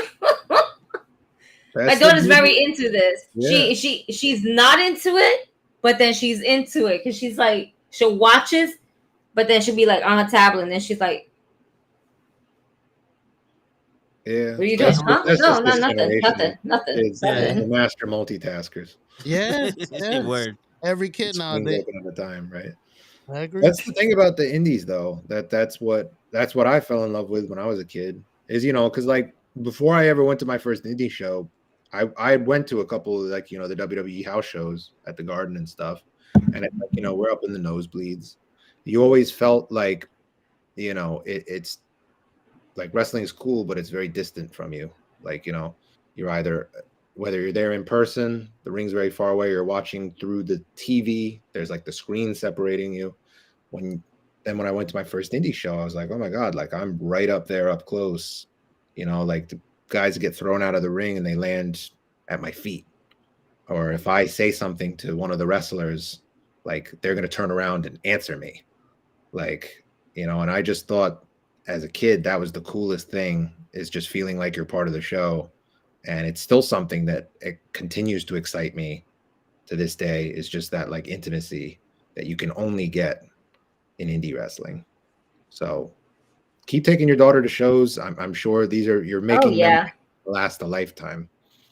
She did not stop speaking about it. And I think the following week I went to see her in the school and with her teacher and shit like that. And her teacher was like, she loves going to these wrestling events. And I was like, I'm aware. You don't need to tell me. I'm aware. Yeah, absolutely. She couldn't stop talking about it. Oh, I'm sure.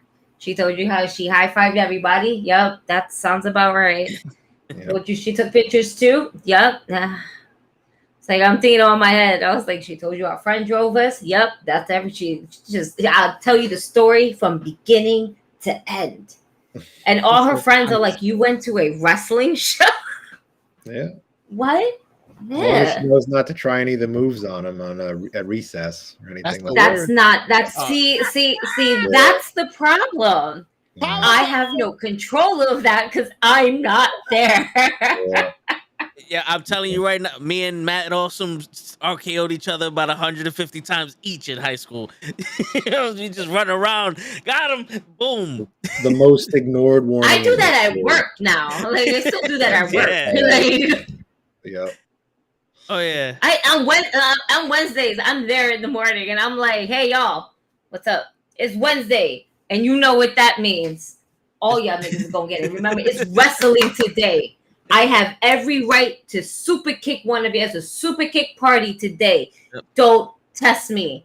Did you have your coffee? Right. No. No coffee. All right, let's get her coffee.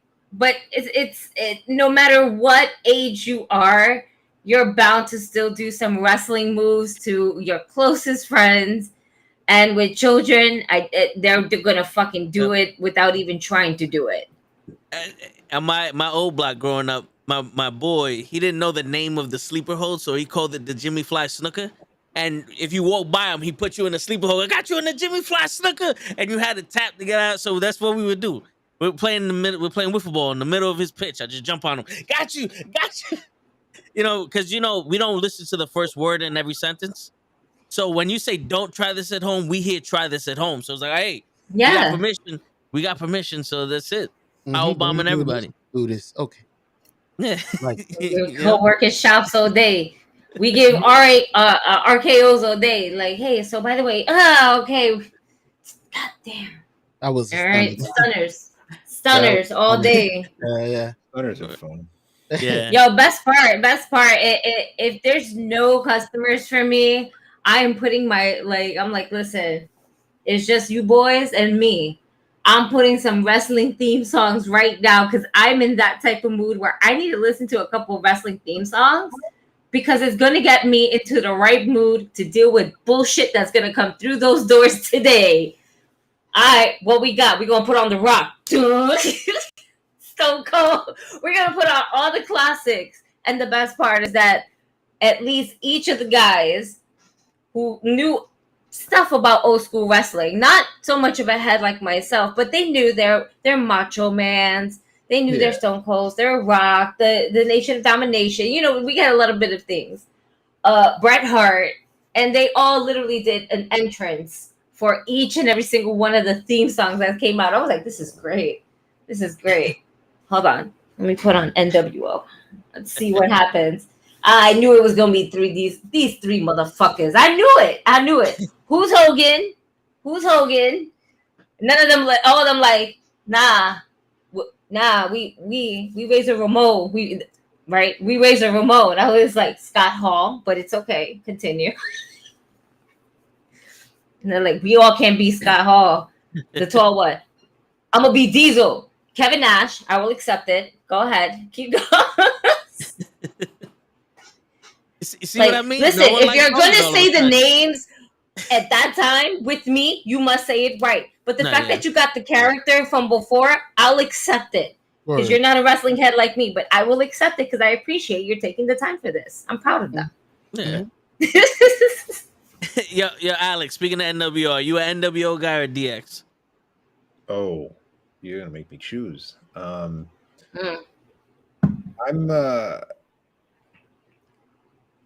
gonna go with NWO, only because NWO had a untouchable merch game.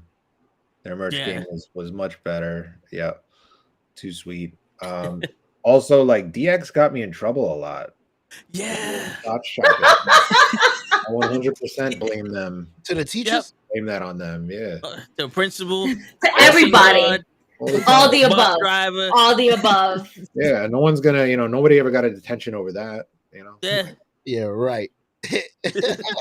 Must have been different where you grew up. Oh, well, yeah.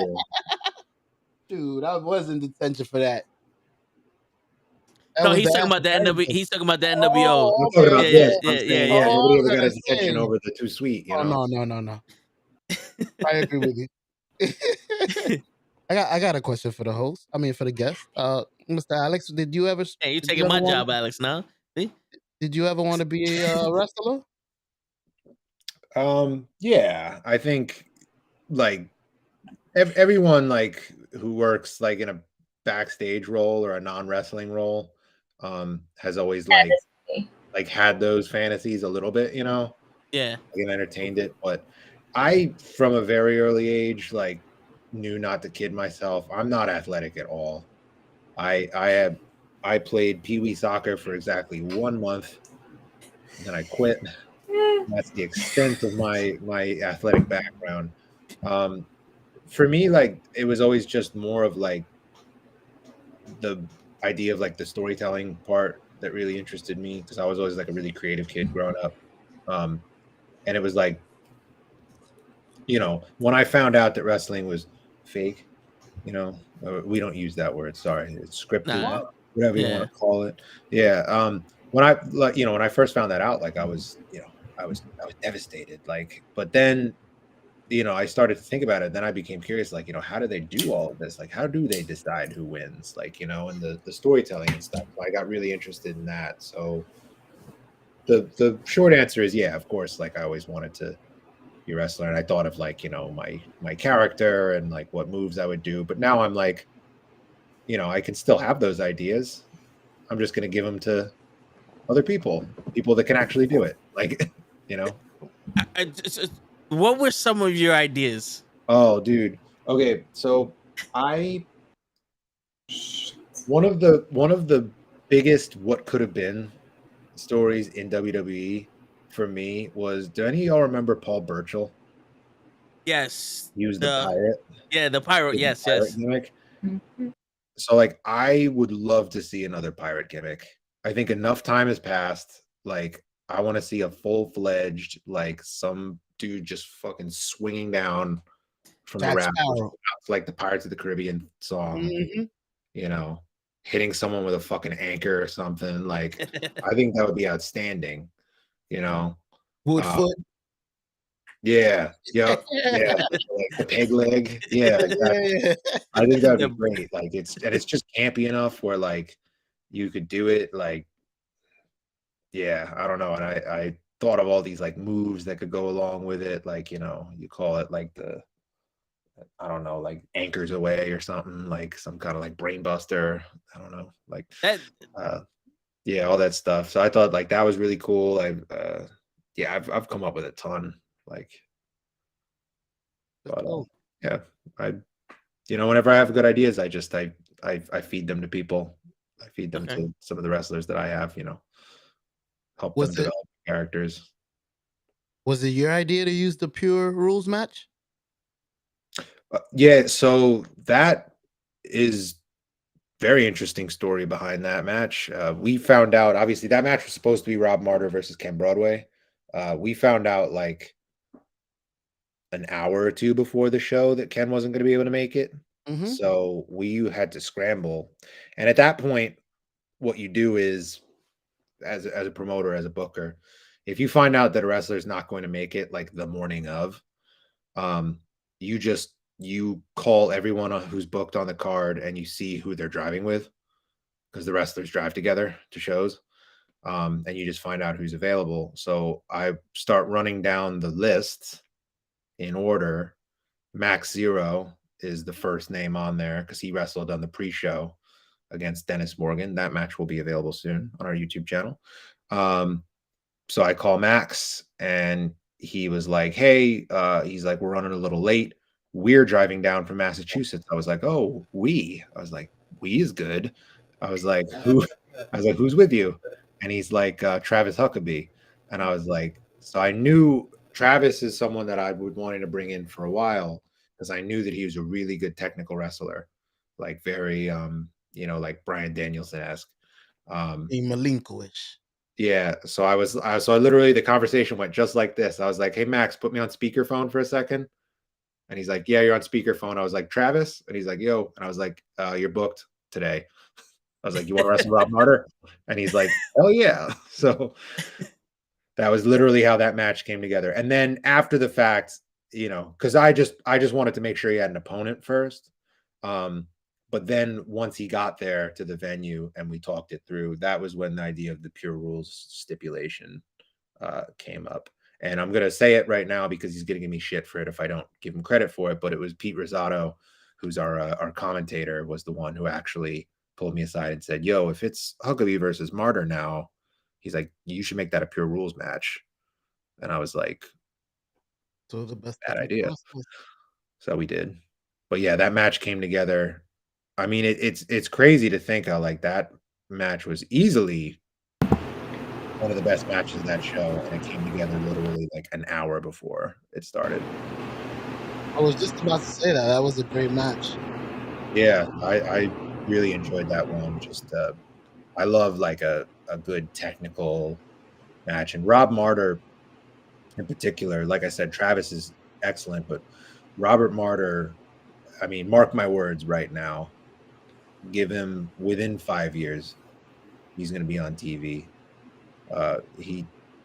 People are already saying he's the next Danielson, and I have no problem believing that. Just based on his in-ring work, his promos, his intensity, he's got everything. He's got all the tools. That was a great match for coming together that quickly. Yeah, that was a good match, bro. Yeah. To elaborate on what you said, man, that's the beautiful thing about wrestling. It may be fake, but it's like a dance. When you get in there, it's a dance partner. We got to dance without knowing what the dance is. Yeah. So it's a beautiful thing. And that's the thing. You can't do that with just anyone. You know, you can't always just throw two guys together at the last minute like that and expect, you know, a great match. But those two guys are versatile. And they said actually, like, they were saying afterwards that the Pure Rules stip actually like helped them put the match together, you know, because it gave them like parameters to work in, you know. So yeah. That was originated in ROH? ROH started the Pure Rules, yeah. That became one of their like things that they were known for in their early years. And then when they brought back the Pure title during lockdown, then it like permeated out into the indies. More indie feds started booking Pure Rules match. That was actually the first time that we ever did one. But I've been wanting to do one. So I don't know, it was dope. It came out great. yeah. No, thank you, man. I thought the actual storyline was like a little gimmick, but it was true because they switched the wrestler. Oh yeah, like, no, we wouldn't. We need you to pick what you want to fight. Oh, I want to Pure. Okay, we're gonna give you an option since your wrestler lost. Okay, that was fine. That was dope. I like it. I will say I'm disappointed that Martyr versus Broadway didn't happen because I don't know if any of you guys saw the shit that they were talking back and forth on Twitter leading up to that match. Yo, Ken quote tweeted the match announcement and he was, what did he say? Oh, he said he was gonna roll Martyr up like a backwoods, and that he did the little like, and I was like, I genuinely like spit out my coffee when I saw that in the morning, like, and then Martyr cut this awesome promo on him, you know, retaliating. And he's like, yo, he's like, you're going to roll me up from like a backwoods. He's like, I'm from 176 in Lennox, bitch. Like, he's like, fucking fight me. I was like, oh, I was like, okay. So we feeling violence today. Okay. Yeah, we chose violence. I like it. Hey, that's cool because you still got left. You have a match that you could put on. Yeah, that's what I'm going to say. We can revisit that in the future. Mm-hmm. Definitely. I mean, it's looking like, you know, Robert Martyr and Big Game Leroy are going to be feuding for a little while, but you know, it's definitely something that I'd like to see in the future. So now, Alex, you mentioned Pete Lozado, correct? From We Are Wrestling. Yep. We will actually be having him next week on the podcast to join us, and we're actually going to be talking up a little bit more about this. It's really cool to see like two. Like you and then like him next week. It's just it's so crazy, and I'm absolutely loving every second of it. Pete, Pete was one of my first friends in the business. We met at those Evolve shows, same shit, doing ring crew. Before either of us, you know, before Invictus, before We Are Wrestling, and then he made the decision to, you know, I started Invictus, he started We Are Wrestling. And then we kind of like reconnected because we needed, like, I was looking for like a stable commentator. We were kind of doing this like, you know, I commentated the first several Invictus shows. It sucked. But so I wanted like a more seasoned, like steady guy. And, you know, he stepped in on that. And it's been great. We have a really positive relationship, not only with him coming and working at Invictus, but also like between the two companies too. So the social media championship has been defended at We Are Wrestling. And I'm sure that if and when We Are Wrestling introduces a championship, I don't know, but I'm sure that it'll be defended over Invictus as well. Awesome. Nice. Very cool. So that's it. You just build up the community. Just make it bigger. I was saying before, collaborations are amazing. Build bridges, not walls. The wrestling community is too small to afford any infighting. Yeah. There's enough of that shit on Twitter. That's it. No, that's Twitter hate. From a distance. Pro, you would know, my dear friend. Yeah. Yeah. He was getting shit for a comment he made to Eric Bischoff. Eric Bischoff about CM Punk, the UFC. He asked Eric Bischoff how many UFC fights that he has. and apparently people wanted to give him shit for it. Which is the truth. You gotta have balls to go in that ring. Yeah. This ain't wrestling. This you gonna get punched. I mean, they were talking about CM Punk's UFC, record. But it nonetheless, sometimes Eric Bischoff can go too much off the rails. That's So we were about to talk about that. Yes. Before the others came in, we were talking about Bischoff. Yes. Yeah. So actually, yeah, that's a good way to bring it back full circle. Yeah, I don't know. Like Bischoff's another one of those guys. He's like Cornette, where I respect him for his contributions to the business over the years. But as far as like the hot takes that he's giving now, I don't agree with a lot of it, because a lot of these guys, they have this mindset of like, yeah, we need to like bring back the glory days of wrestling, and it's like the problem word in that sentence is back, because wrestling doesn't move backwards. Just nothing moves backwards. Yeah. We have backflips, but we don't move backwards. Yes, there we go. That's a shirt right there. There you go. But no, it's like, you know what I mean? Like, you can't, the business is constantly evolving. Wrestling's constantly evolving. You can't stuff the genie back in the bottle. Cornette wants to go back to the times when, like kayfabe was alive and well. That's not going to happen. Yeah, it's impossible now. It's not. But we do give credit to those who tries to keep it alive for themselves, like Abaddon and Danhausen and MJF.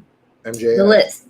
Yeah. Oh my God, MJF for sure. Yep. I'm not saying it truly is a lost art. But it's a lost art, but only few can actually attain it. It can't be done across the board. It just doesn't work like that. No. And it makes that select few that much more special.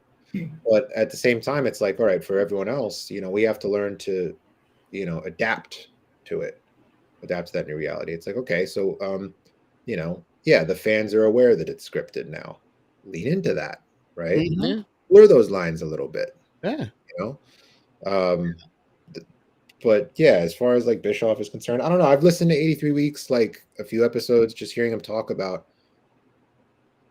like, when you go and listen to the episodes of him talking about some of the really like shitty WCW pay-per-views, like Sold Out 97, like the NWO pay-per-view that they did, which was like, it was awful. Again, what we were saying, Toe, before about the exploding ring match, I respect them for taking the risk and trying something different. I'll never knock someone for that. But the thing is that Bischoff, when you listen to him talk about it on the podcast, he's like standing by all of the decisions that he made, which in hindsight, with the power of hindsight, like they were mistakes. Like, they were all things that he should have done, and they weren't all like on mark. It's not on cue. Some worked, yes. Yeah. But it continuously at a certain point, it wasn't hitting at all. And you have to, and part of being a promoter and a businessman is you have to own up to the shit that doesn't work. Yeah. You have to accept that. How you gonna change it if you don't? Yeah, exactly. That's what ruined his company. The trying to split NWO into a different company and different. It's not gonna work. I respect him for trying it. I respect him for taking the risk. And then we also respect him for trying again in TNA. That was that was like, I think that was the nail to the coffin, to be honest with you. It's like, my man. I think that was a money grab. That was a money grab. Eric Bischoff was like, nothing can help TNA. Nothing we do can help TNA. They're going to give us a shitload of money. Let's bring Hogan in. Let's take away any of their identity with this 6-sided ring. Let's put a 4-sided ring in there and call it a day. Probably one of the worst decisions they've ever made, because that 6-sided ring was made them the most unique company at that time. Yeah. Like, six-sided rings suck, though. Was it? I heard. Yeah, I heard. Working, with the extra turnbuckles, the ropes are super tight. Oh. Yeah. I mean, for what it's worth, it looks really cool. It looked, the art of it looked really good, and it obviously looked different. You just can't But use now it. thinking about it and how like the ropes would be extra tight, I can see where that would be a discomfort and everything like that. I mean, some great matches came from that, but I can see as to why. But I think what really fucked them up is when they went overseas and started taping. Oh yeah, the whole like That was like I think that was the ultimate start of their complete downfall because they wasted so much money over there, but wasn't getting the revenue back.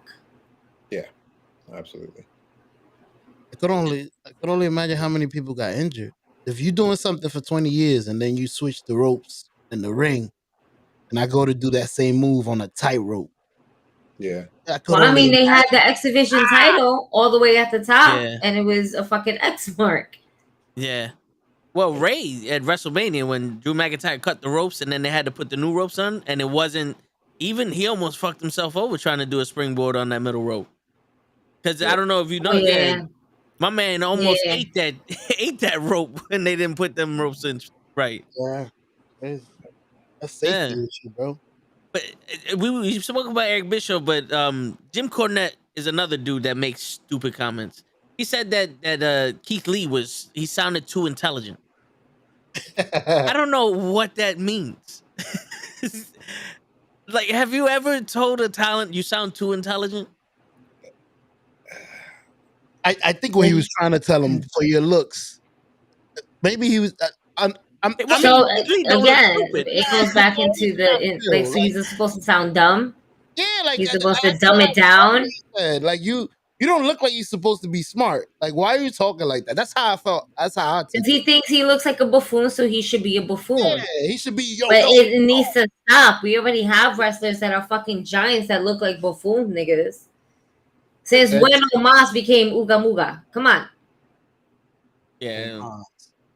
Yeah. All right. Well, that's you know the what I mean? like, when you, to me, like that's what makes a person interesting, a wrestler interesting. If if you see them, their look, and you make that assumption, and then they start talking, and that assumption gets totally flipped around, then that I find that super interesting. Like, I'm more inclined, like if Keith Lee was just some intense, screaming his promos into the camera and flexing and doing all that, like he'd just be another guy on the roster. I think the fact that he is so unassuming and then he talks and you're like, oh, this is actually like an intelligent guy. There's more to him than meets the eye. I think that's what makes him so interesting as a character, which makes me very frustrated at the way that AEW is using him right now. Mm-hmm. But I mean, I'm holding out. Hopefully they have something planned. At least they're using him.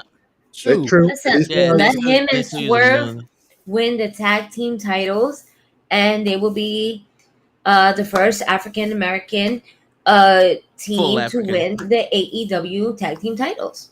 Yep. And in all honesty, if we're sticking him with Swerve and we're just trying to make them as a team, cool, whatever. I want to see Keith Lee, obviously, and Swerve move on to singular matches. But if this is how we're booking them now, book them as one of the strongest tag teams that's out there and let them win the gold. Yeah. Because right now, Jurassic Express is just not doing it. They're showing signs of it. Yesterday on Impact, they had like a little thing between Jungle Boy losing his match and everything like that as well. Yep. So there's some friction there. So it's going to happen. Yeah. Keith Lee, I got a story about Keith Lee.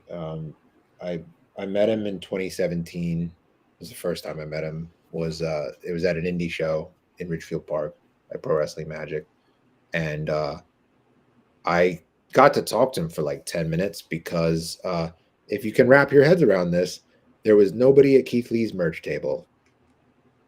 Like, if you can imagine that there was a time when Keith Lee was sitting by himself at his merch table at the indie show. Yeah. Like, it's hard to wrap your head around, but I was talking to him and That's the other reason why Cornette's comments piss me off, because like that is Keith Lee. Like that voice, the talking, the intelligence, like that's who he is. Like I came up and I was wearing my Progress shirt, Progress Wrestling, the UK thing. And the first thing he says to me, he like shuffled his 8x10s and he was like, "Oh," he's like, "a Progress shirt." He's like, "I see you're a man of culture." I was like, he's like, "I see you're a man of fine taste." I was like, "Well, thank you, Mr. Lee." And we just got to talking about like British wrestling and stuff. It was great. Like he's an awesome guy. So You That was a good literally like impression down you to did. earth. You do a great Keith Lee, by the way. I Yeah, that love was a good impression you did with the hand and the sound. hand. Yeah. Salutations, good sir. Yeah, I closed my eyes. I see Keith Lee. I was like, "Yo, we got Keith Lee on the like, podcast." and salutations. Very nice. Yo, as a promoter, president of a thing, do you think that AEW made the wrong decision by signing all of those guys that WWE get let go? No, because they didn't. They passed on a decent amount of guys. I think the people that I do think to an extent Tony Khan's eyes were bigger than his stomach. Yeah. I think that the people that he did sign from WWE, he definitely like thought that he could, that he had a plan for them and that he would do something with them. But I think then he realized, hey, I've already got all these people who are under contract already, and now I've run into the same problem as WWE, where I have this overinflated roster. I've got people who are,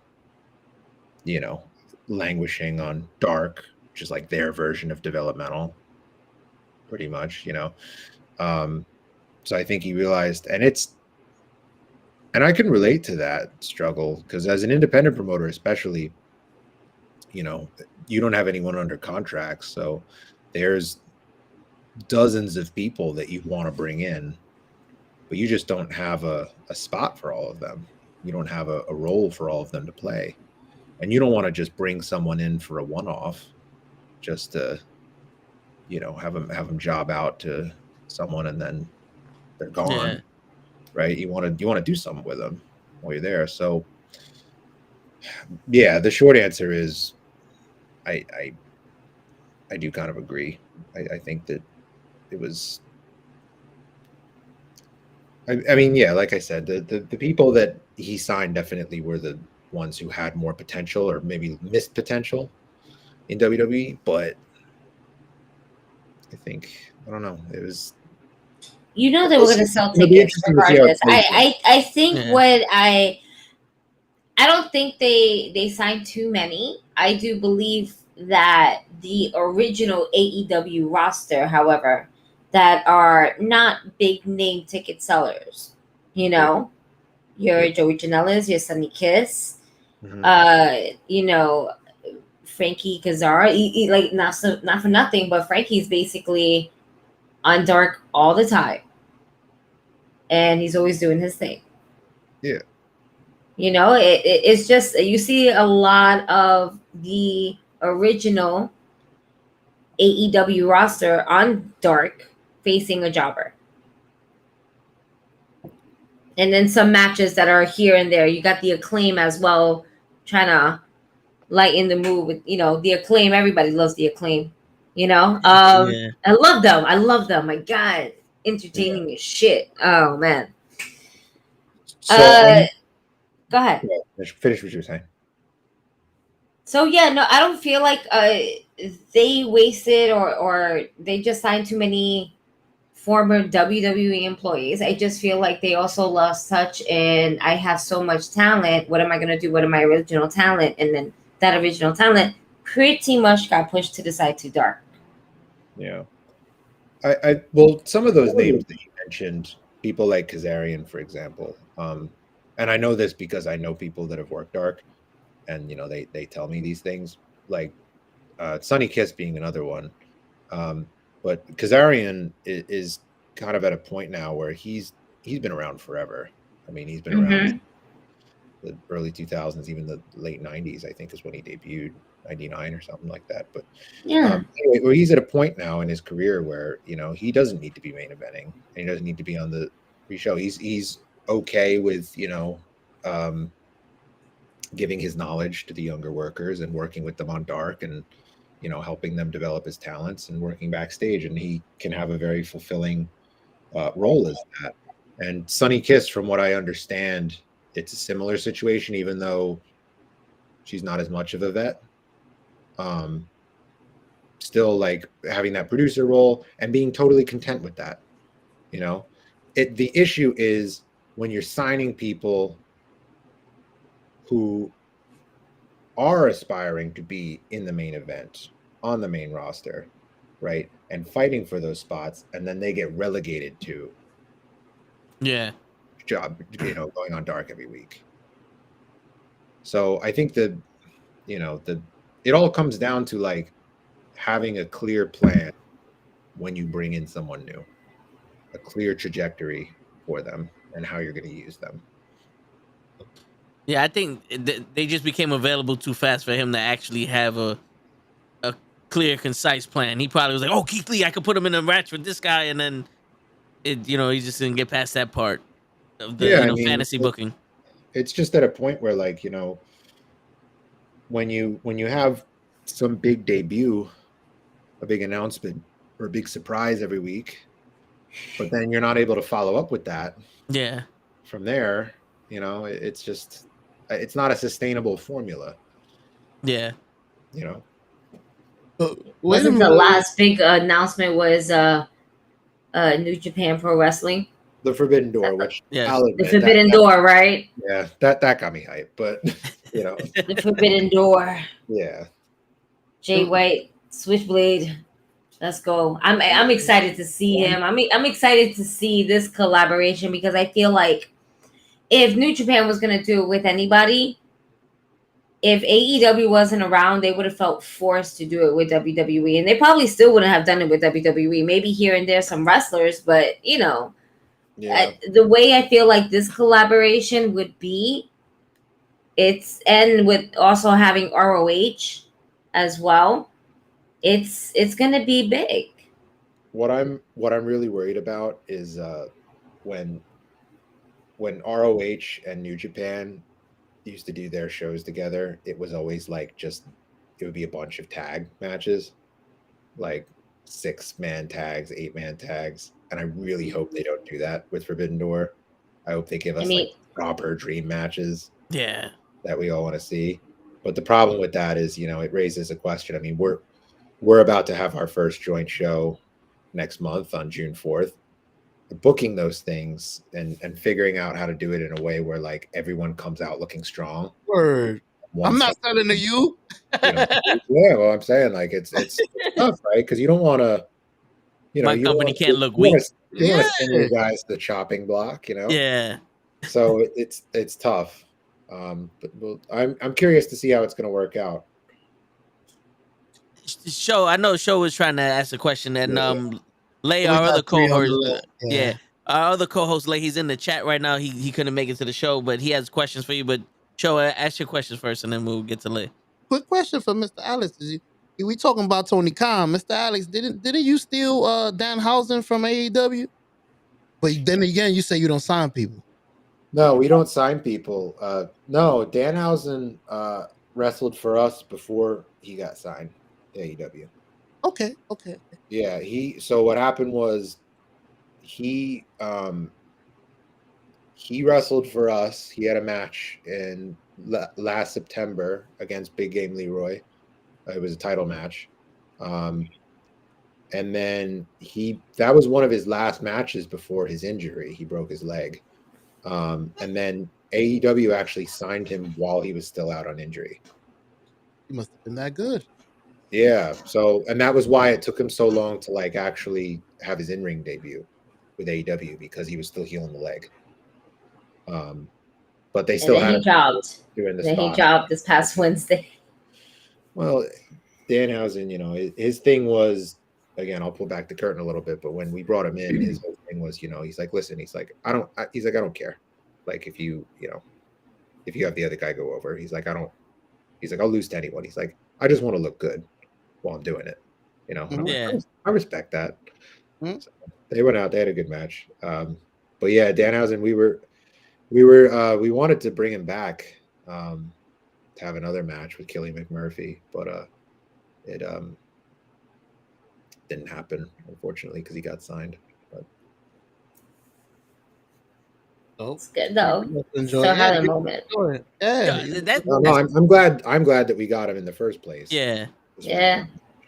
But Yeah. that's got to be cool. You worked with people and now you see them on TV, and it's like, you know, I remember this guy when he first Yeah. started. You know, when there was no one Yeah. at his concessions table. No, it's awesome. It's really Yeah. cool. That's one of the other great things about the indies, you know, is you see people on TV and you're like, oh, I remember them wrestling in front of, 10 people for a hot dog and a handshake. That's dope because they always remember you. I remember you when my concession stand was empty. So when they become Roman or somebody, Nope. Yep. listen, I remember Alex. He was the only guy that used to talk to me. That's what I'm saying, yeah. But so one of the latest questions is it more important the mic work or in ring work? Mic work or in-ring work? I think it really depends on like the kind of character that you're trying to portray. If you're for example, if you're trying to get over as like a monster heel, like a Kane or like an Abyss type person, obviously then you don't need to talk. You don't need to be able to cut promos. You need to be able to wreck motherfuckers in the ring. Yeah. But, the talking's not as important. If you're trying to be a very cocky, braggadocious, douchebag heel, then yeah, you're going to have to be able to cut a promo. It really depends on what you're trying to accomplish with the character. For me, I think about like when I'm looking at potential talent and potential wrestlers to come in, I think of it as like a pie chart almost. And I think about it as like 3 categories, 3 like criteria for me, which is look, charisma, so like mic skills, and then in-ring work. And I think about like every wrestler as like a pie chart breakdown of that. You know what I mean? Like what percentage of each are they at? To me, I feel like the wrestler who's probably like the most even of the 3, to me, would probably be HBK, Shawn Michaels. Because I think he's somebody, he had a distinct look. Yep. He had charisma for days. He could cut promos, and he was tremendous in the ring. But then there's, people like, somebody like The Rock, for example, or Hogan, where, they had the very distinct look, right? They obviously super charismatic. They were able to win over like entire generations of fans. In the ring, they're not going to be technical masterminds. Yeah. They're not going to be like, Bret Hart or anyone like that, but they got their 5 moves, their greatest hits. They know how to use them. They know how to use them to pop a crowd. So it's fine. It's all about like different strengths and weaknesses. Although, as a side note, I just discovered Hulk Hogan's matches in New Japan against Inoki. Yo, that shit blew my mind. Can you say that one more time for show? Listen, Hulk Hogan's matches against Inoki in Japan. Japan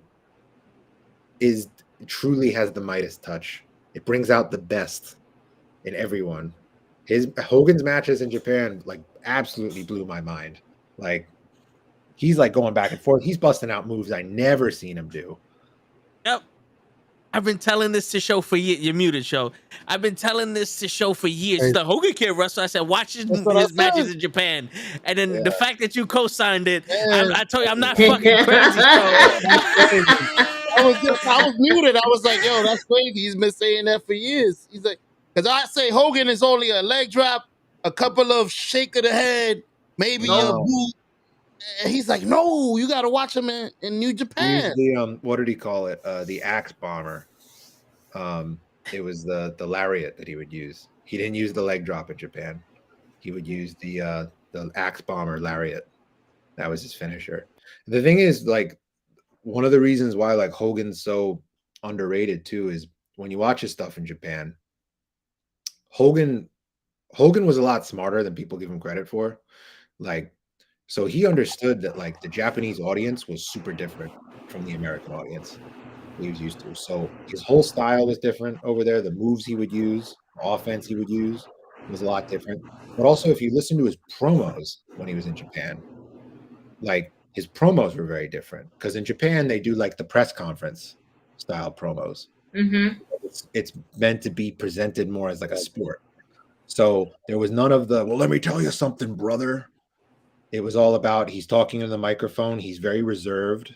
He's very like straightforward. And he's talking about, and he's putting over the opponent. He's putting over the whole idea of like fighting spirit. He's like, I'm going to have to like reach into the tank and like really do it.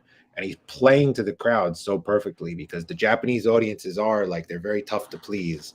Like, so you really do have to treat it seriously and take it like as a more thing. So Hogan was a lot smarter and more adaptable than people give him credit for. It's just that when he was in WWF, like, he knew that he could pop the crowd by just doing those 5 moves. Yeah. So of course he's just gonna like rely on that. And he knew that he could just do the, well, let me tell you something, brother, like, and and the crowd was just gonna eat it up.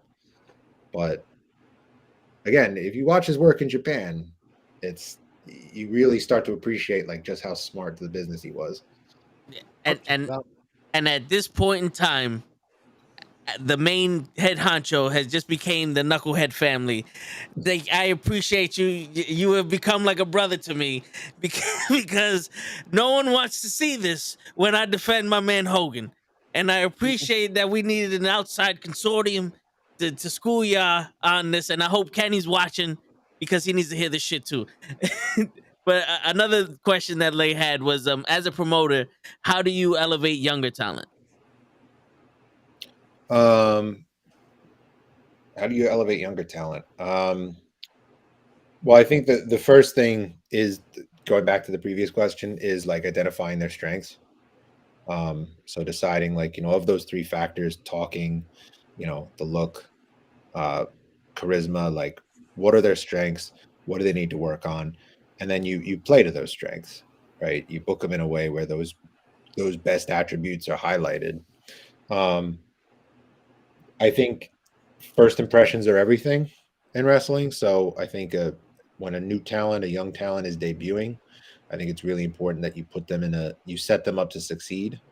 So put them against someone who, is maybe more of a veteran, more of a workhorse, kind of carry them, walk them through a good match, and then go from there. So I think I'm trying to think of like a more like a concrete example. We had Clipper Jones was a student at the Team 3D Academy, and he had his first match ever was the opening match of our first show. And so I booked him against Wrecking Ball Legursky, who I don't know if any of you guys know him, but he's a big fucking bruiser of a man. He's 6'6", 375, I want to say. Damn. But he's a super good worker. He's seasoned vet. He's been wrestling for, I think, going on 10 years now. But his whole thing was like, he trained with Clip at the Team 3D Academy. So he was like, listen, give him to me. I'll walk him through. I'll make him look real good in front of the crowd.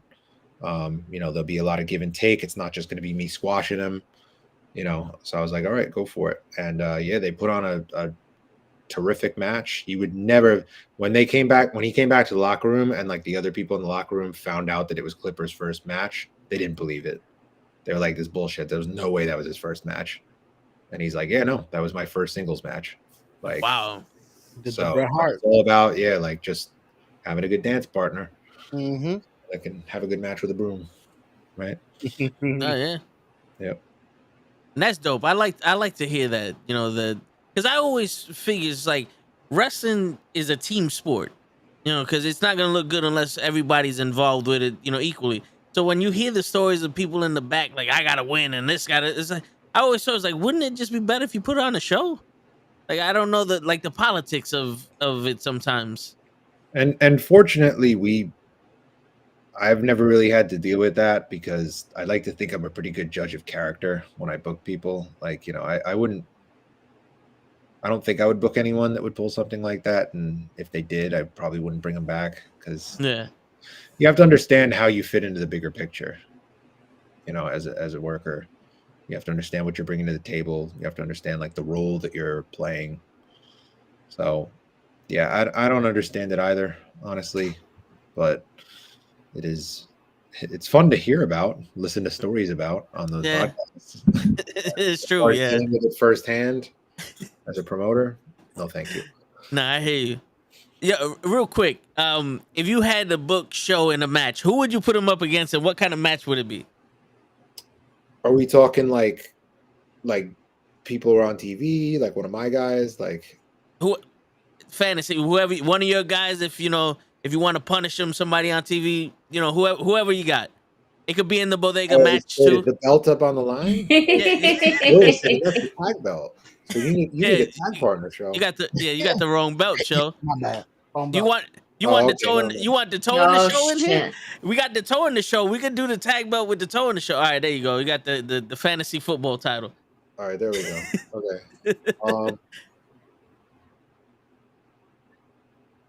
Killing me here. I'm trying to think. That'd be interesting. Well, I would want to do this street match that you guys were talking about. Okay. So if you created this Diamond Wrestling for the win. who pioneers it. So I'm thinking with that, like, I don't know. It have to be someone quick to dodge all that traffic. This is true. Can I call out somebody? I want to call out Big Leroy. Can I call out Big Leroy? You want to call out Big Game Leroy? Big Game Leroy. I mean, he was the champion for a year, baby. Oh wait, he can't be playing games and dodging traffic at the same time. You'd be surprised. Leroy's very good at multitasking. Oh, all right, hey, there you go. He can play games and hit Ranas at the same time, Hurricane Ranas at the same time. I've actually seen that. And also the other thing too is that like people just assume, I think, when Leroy's wrestling that the switch is just like on the home screen. He is actually playing. Like, when he does it, like that's a show. I love it. I love it. It's great. I want to know what game though. What game is he playing? I know he played random ass game, any game. It literally depends on the day, like my mood. Yeah, but I know he'll play. Dude. He plays Smash Ultimate a lot. I don't know. You got to ask him what he's playing lately. But yeah, no, it is a thing. Like you'll watch, like if you watch one of his matches and you pause it, like every time the screen's in view, like you can see it's different. Like every time because he's playing through the game, like. That's very dope. Yeah. My man's like, listen, I gotta get these hours up. At every chance that I get, I'm busy. Word. Call of Duty. Yeah, I think though, as far as a WWE guy, I think I'd like to see you go against maybe Rey Mysterio. I feel like that would be because first of all, Rey Mysterio, everyone looks huge by comparison, But second of all, like he's small and quick enough to really dodge that traffic. It's true. He could hit some springboards off of like a taxi or something. Like that'd be legit. I'd like to see I'm going to hell. Word. My God, I'm going to hell right now because all I'm thinking about is, and can we get Dominic to kind of like interfere and then get hit so that way he can be like, oh, it's a miss for Rey Mysterio. He has like one more life. Before Dominic takes the hit. Dominic got to take the hit. He's too Dominic. He's gonna take the hit. We can get Dominic to dress up as the bum that washes the windows while they're at the red light. He throws out his stubble a little bit. Yeah, I like that. You could do a tag. Be the one selling flowers. Hey, you need a flower. And then you could do a tag match. You can team up with Logan Paul. Oh, there you go. That tag squat. I just, Hey man, he does a good frog splash, yo. Think about that. I just want myself. I will say that match very much exceeded my expectations. Same. Logan Paul Same. really got it. I gotta give credit. Same. He's an athlete. He's a That's the thing, and that's what makes it good is that he is an athlete. He's a genuine, like, all around athlete. You know, he can kind of do a little bit of everything, and he's still so young, so he can literally do anything if he wanted to. Like, he looked good in the ring. Like, you would expect celebrities like be your Snookies where they look kind of stiff and everything, or they don't really participate. Like, not for nothing, Bad Bunny fucking set the bar. He's like, nah, if you're gonna be a fucking celebrity in WWE, this is how you do. Actually, this is what you do. You take- know, like, yo, mad respect to him. But and you know what? Respect to Logan Paul as well, because first and foremost, the three amigos, right? And then the fact that he went to the top rope and hit a frog splash clean. Yeah. And popped up like the Rock. They 100% made the right call by having him heel. Yeah. You know, Oh yeah, like, absolutely. I feel like a lot of celebrities, when they go to, you know, WWE, it's like they want to preserve their image, you know. With Logan Paul, like, I feel like he knows he's huge, you know. Just the fact they had him lean into it, and the fact that they went for Eddie, like they went for like that nuclear heat, like right away. Yep. Man, and then and the best part is that you are putting him with the biggest heel in WWE. Yeah. Overall, like everybody loves Seth, but everybody hates the Miz. You know, everybody hates Chris. Everybody hates the Miz. Everyone hates the Miz. Yep. You know what? And it works for him. It will forever work for him. I appreciate he came out in wrestling gear. It's pretty dope. Yeah. The black and yellow is very good. I'm not gonna lie. If they call up, they want the toe in the show at WrestleMania in a special tag team match, I'm gonna be coming in some gear. I don't know what kind of gear, but I'm gonna have some gear in there. You know, we be looking like the Steiner brothers or some shit. I'm coming just like Kamala. I want some stars on my nipples. Kamala is here. Hey, you be Kamala, I'll be Vader. That's it. That's it. Get the little mask.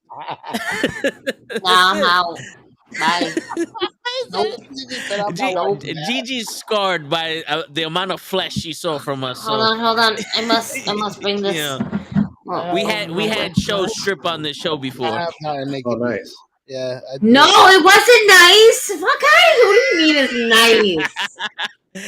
Are you fucking kidding me? Nice. What I blink and I can't. And like you can't unseen that. That's a lot. That was a lot. I did a That was a lot. That was a lot. That was a lot of belly.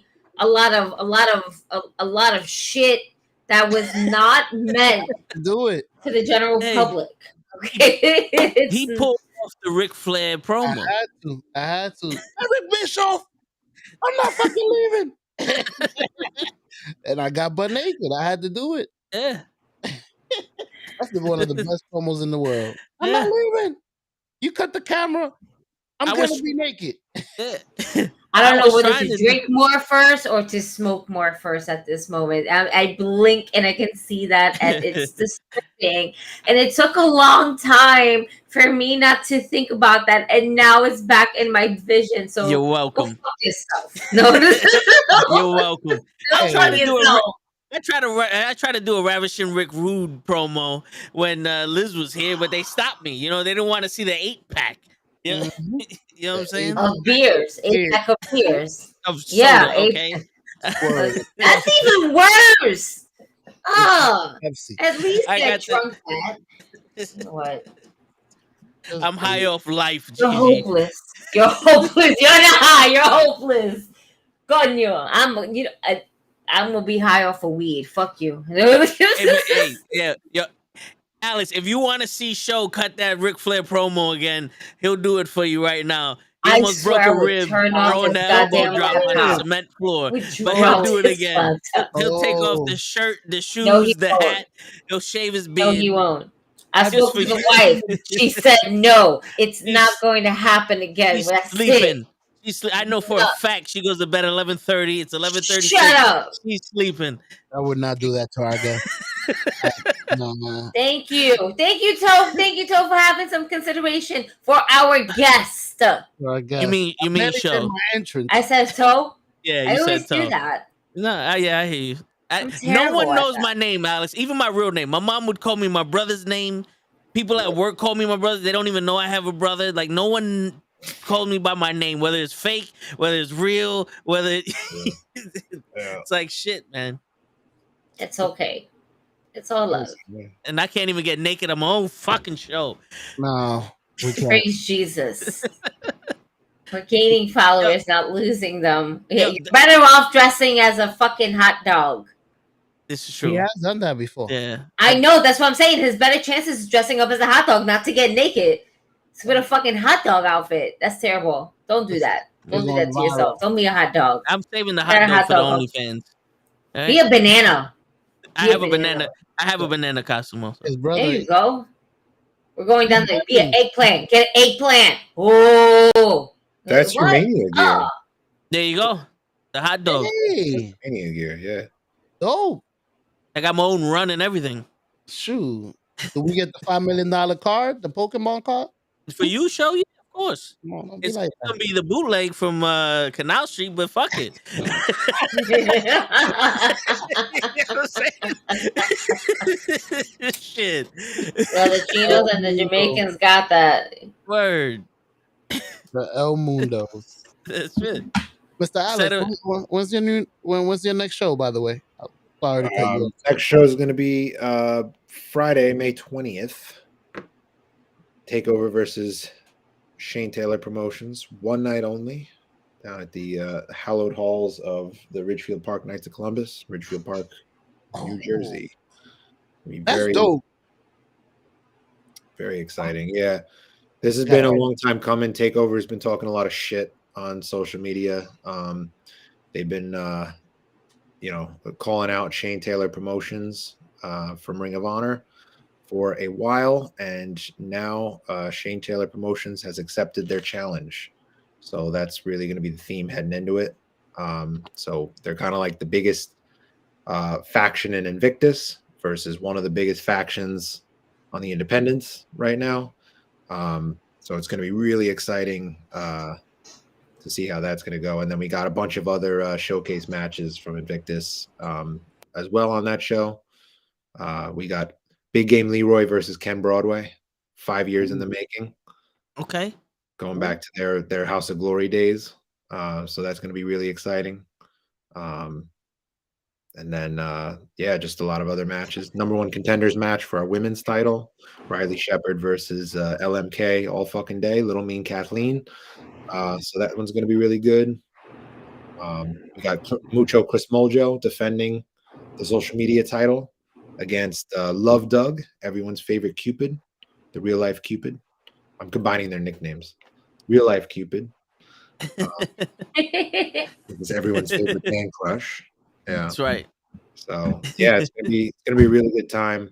They got some really cool stuff planned. They got that Bodega Street fight, which we were talking about earlier. Which I have no idea what that's gonna entail, but I'm very excited to see.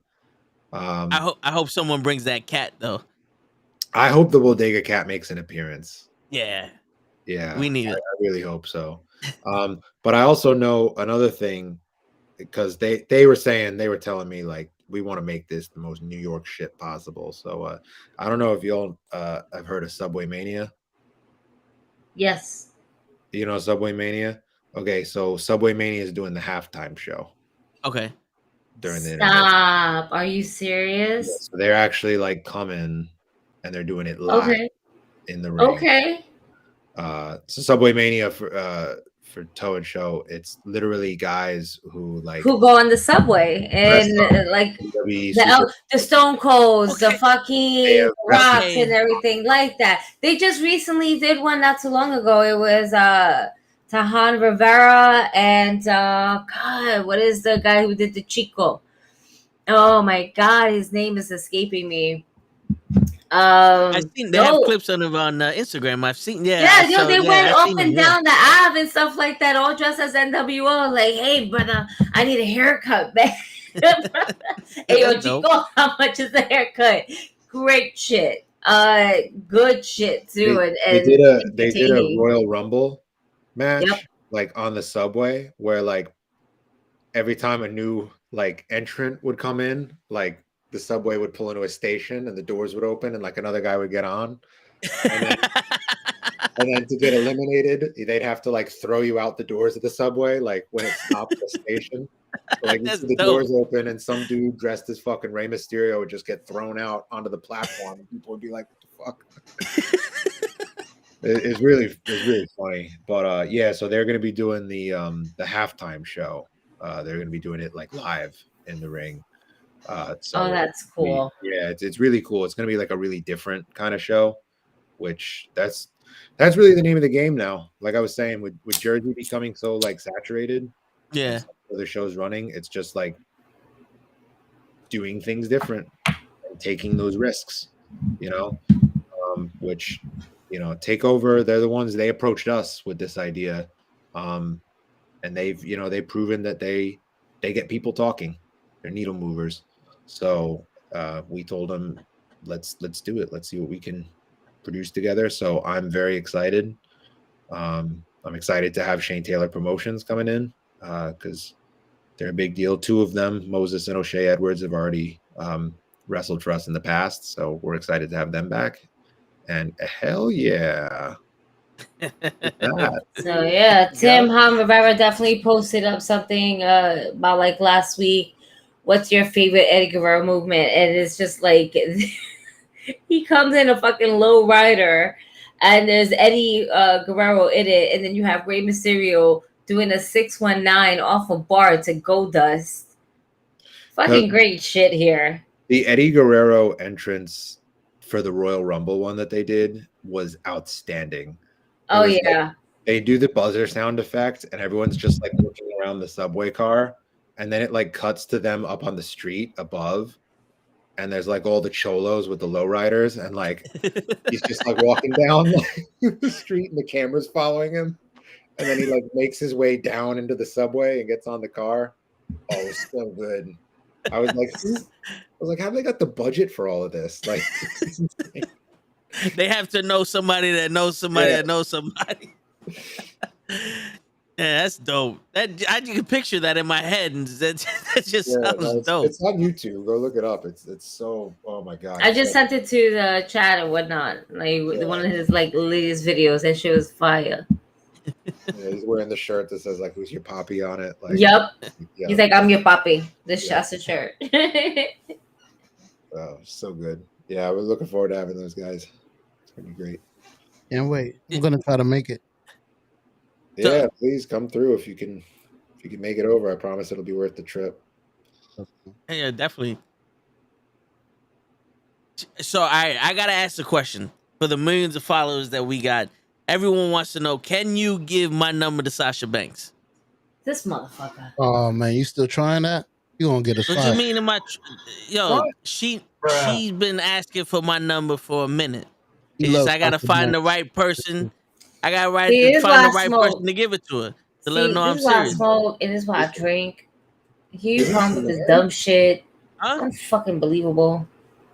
Isn't Sasha Banks married? Yes. He doesn't want the husband. He only wants her. Yeah.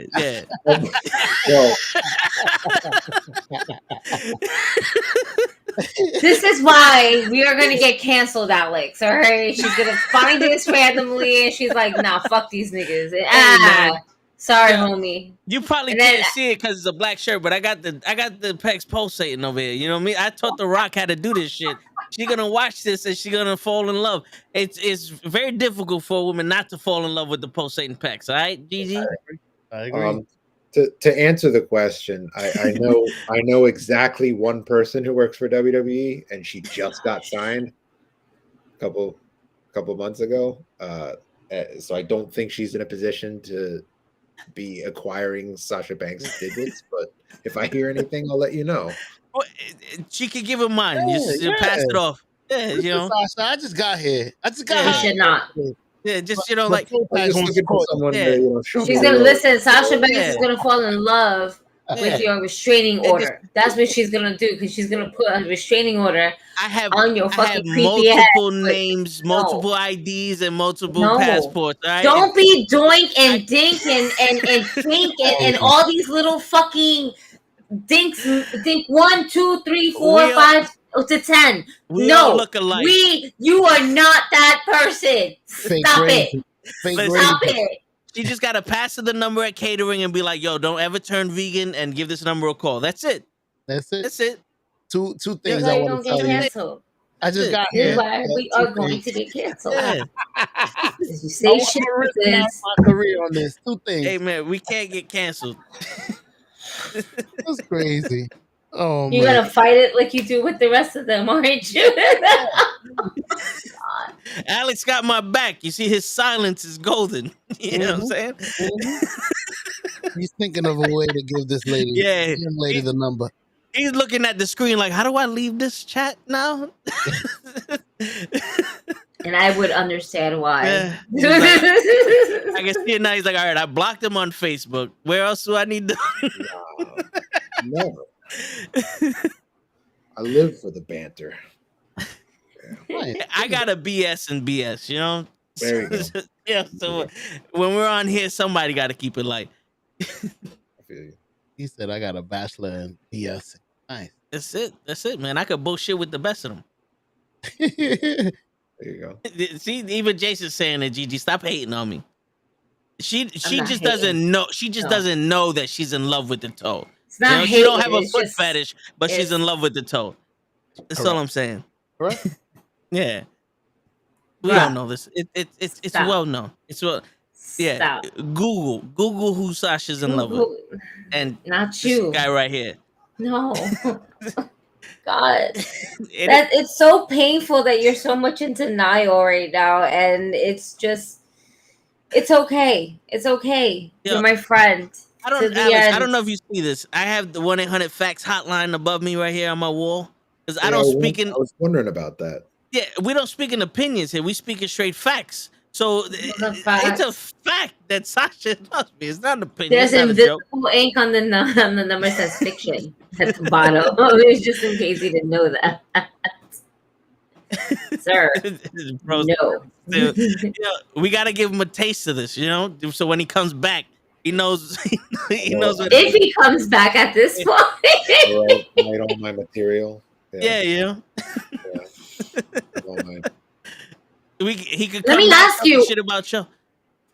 What is your favorite match that you have booked so far? There you go. In That's a good your one. That's a good in yeah. What's the favorite match that you've booked so far for yourself? That Pure Rules match from our last show was I'm very proud of. I mean, both because it was a great match and also, I mean, I told you guys how it came together, like so the last minute. So I really enjoyed that. Big Game Leroy versus Danhausen got to be up there. Okay. No, it's my senior's last day tomorrow, so I'm actually okay. I was reading the comment that came in. No, yeah. Oh, that was from Pro.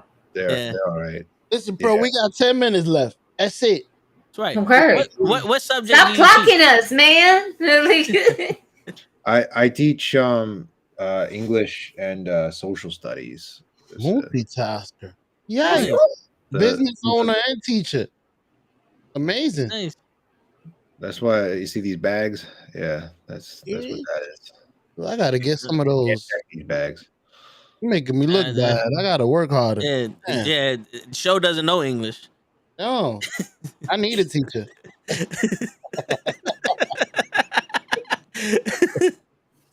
Oh man, but that's dope. That's crazy.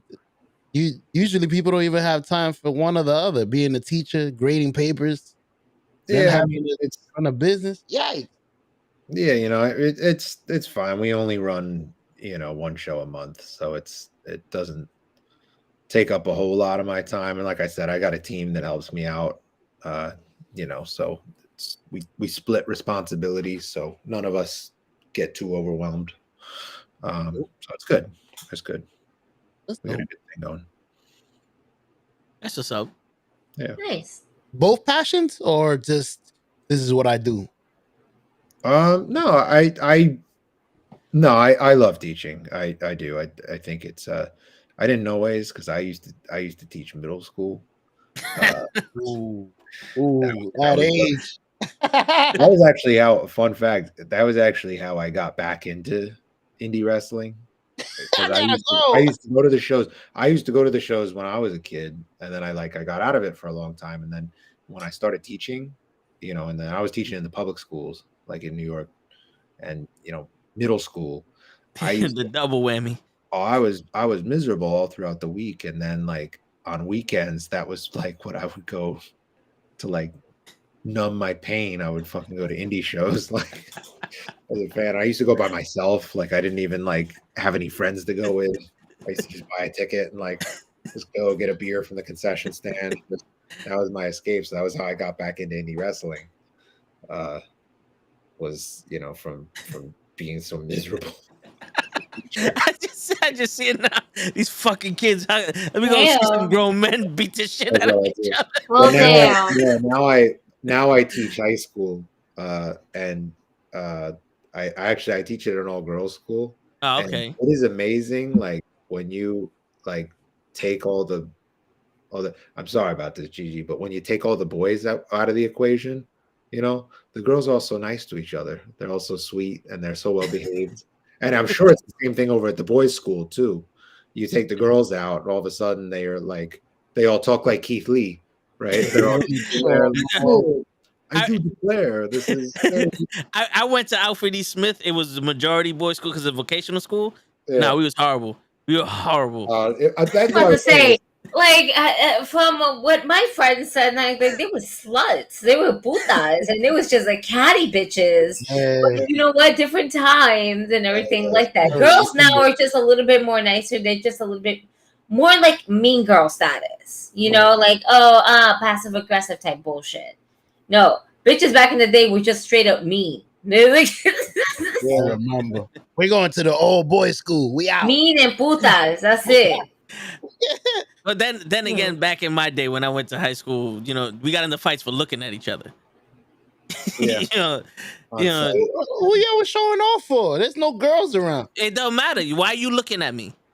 What are you looking at me for? You glance at you glance at me, and then you run down the hall, you punch him in the face. That's what it was. That's the Bronx. Yeah. No, because that was Brooklyn too. That was and we're in Brooklyn yo, what the fuck?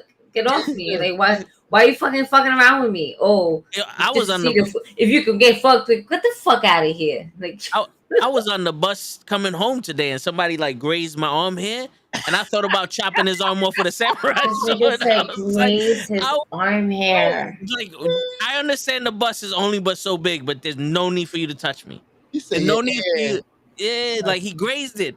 I felt he repositioned the hair of my arm, and it's nah, that's a no, bro. You don't touch me. I might have to chop your arm off now. Your arm touch me. I need your arm. Alex, what part of New York are you from? Because maybe you don't understand all of this. Me? No, I'm from Rockland County. Oh no, I've been there. That's where I'm from. People wave. They say good morning. They actually speak. People are nice. Yeah. When we grew up, good morning. What's so good about it? Huh? Morning, not a good one. You know me? Yeah. Yikes. Word. But we're really nice people to our core. Yeah. I saw something the other day, and it was so true. It was West Coast people are LA people are nice but not kind. New Yorkers are kind but not nice. And somebody comments on it, and they're like, this is the truth right here. Because they're and you want to know why that is? They're go to the bottom of any subway station in New York City with a stroller and just wait. They're some stranger will come up, take the front of your stroller, and help you carry it up the stairs and walk away without saying a word to you. Yep. You know what I mean? That's me. Like That's me. they'll help each other out, but they're not gonna fucking talk to you. They're not gonna, Oh, Yeah. you on their way. headphones still on. Boop, boop. Yep. I didn't even stop the music. Boop, boop, boop. That's what it is. And I was like, that's so right. Because then you go out to LA and it's all showbiz people. They're all fucking fake. You know? Yeah. Yeah, they're all. I take New York any day. I hear you. Hey, you're in a great spot in New York. Don't come down here. Stay over there. Stay over there, Nyack. Yeah, real quick before we gotta go, I want to ask this one question to you, and I had this question since a couple months ago, and you're gonna be the first guy I ask this question to. Yes. But if, let's say I have a magic wand, and I'm able to make any of your dreams for Invictus Pro Wrestling come true, what would that look like? Nice. Oh wow, that is a good question. Mhm. I mean, my goal, my vision for Invictus is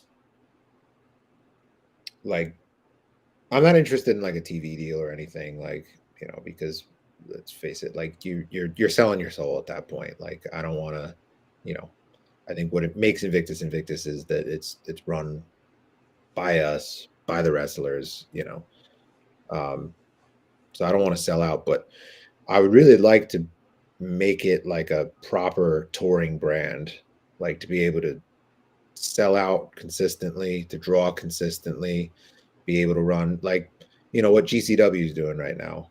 I think that's awesome that they're able to go from city to city all over the country and pack houses and put on these bangers matches. That's what I want to do with Invictus. I want it to be where we can roll from New York to Philadelphia to Chicago, and just be able to, have a passionate fan base that follows us from place to place. I don't like what ECW was doing back in the day. That's what I was thinking. Yeah. Then again, if they come with the TV deal, Mr. Alex, you got to take it. Oh, I know. No, it's easy for me to sit here, on my little webcam and, and off my shit, but I know, money. Mm-hmm. Let me see that. TV money. A lot of cereals. Would you ever consider doing something like a YouTube live show? We've considered it before. Like the problem is that it's very difficult to do, like, because you're going to have to do a taping where you get everyone together and then you're taping like multiple episodes in one go. So you have to really like play 4D chess with the booking to like make it all make sense, like in the full thing. And that's a long day for you're talking getting everyone together. Everyone has to wrestle multiple matches to make it all make sense. I think we could do it. I think it's like during the pandemic, there were a lot of indie promotions that were doing that model, that approach. Like they would do a taping, a closed set taping, and then they'd air the episodes over time to have content to fill and put it out there. I think now that the pandemic has pretty much died down and that, people are, starting to go to shows again. I just don't know if it's like the best model economically, because, if you can sell tickets to one taping versus multiple live shows, you know what I mean? Yeah. But it's not something that I would, I would necessarily rule out. I think it would be really cool to do like a, I don't know if over in New Japan, they have the G1 climax where it's like that, like the tournament. Yeah. It's like the 2-month long tournament where they, it's round robin style. So they got like the blocks and everyone in the block faces each other once. Like, I think it would be really cool to do a series like on that, but you do it with like people over here on the indies, and have them all do that and as like a taping and stuff. But it's an idea that I've entertained. No, it's a dope idea. Oh, that sounded excellent. It's a lot better than what other people are doing. Some people seem like they're not even thinking no more. I'm not gonna name no names. Who, God is WWE? watching. Yeah, watching the same thing over and over and over. We do. I'm not being different, man. Nah, yeah, we do I a like Raw it. watch along, and it's like, holy shit. Again, Yeah. it's Drew McIntyre with the his sword. fucking sword.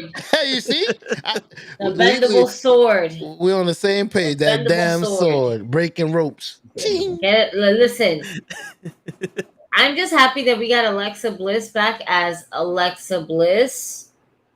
The fact that she came out with the doll, I'm like, we're still holding on to Lily? Why? Yeah. Why are we still holding on to Lily? Probably money. I'm pretty sure they're selling that Lily doll. That's they have to be, because at this point, in all honesty, it's just like, don't touch my doll. It's like, don't touch my teddy bear. I'll fuck you up. Don't touch my teddy bear. That's my teddy bear. You know what I mean? her therapist / voodoo expert said that as long as she has the doll with her, she could be normal. Allegedly. I mean, even though at the beginning of it, he says Lily is the problem, we must take her out of the equation. Word. That's how we started. Word. You and listen, Lily dumber must not be shit. one. Yeah. Oh man, that just all of it was just bad. And you know what's so sad? It was probably one of the greatest things they've ever had in WWE. A real true, like, boy girl, their own faction, their own little tag team, and they're not fighting in tag team, but they're able to manipulate shit and make it good. Because the Fiend was dope. It was supernatural. You know what? We had nothing else going on for us in the pandemic, all right, on TV, except for this bullshit. You know what? We'll take the bullshit because it's at least it's somewhat entertaining. Because the Fiend was always good. We loved the Fiend. They fucked it up. We had to bring the Fiend to Incubus. I just never understood like why they couldn't see the same vision. You got a new wrestling promotion, Incubus. Don't mind me. They explained to you. Incubus. I messed up everything. You see what I mean, Alex? You see what I mean, Alex? He doesn't know English. What was it? I called Keith Lee Chris Lee. Yeah. Oh my God. 90% of the Diamond Wrestling rosters because of this guy. This is how we make it. I just messed. Look, we got an Incubus wrestling now. Bobby Lashley. Yeah, Bobby Lashley. I do apologize.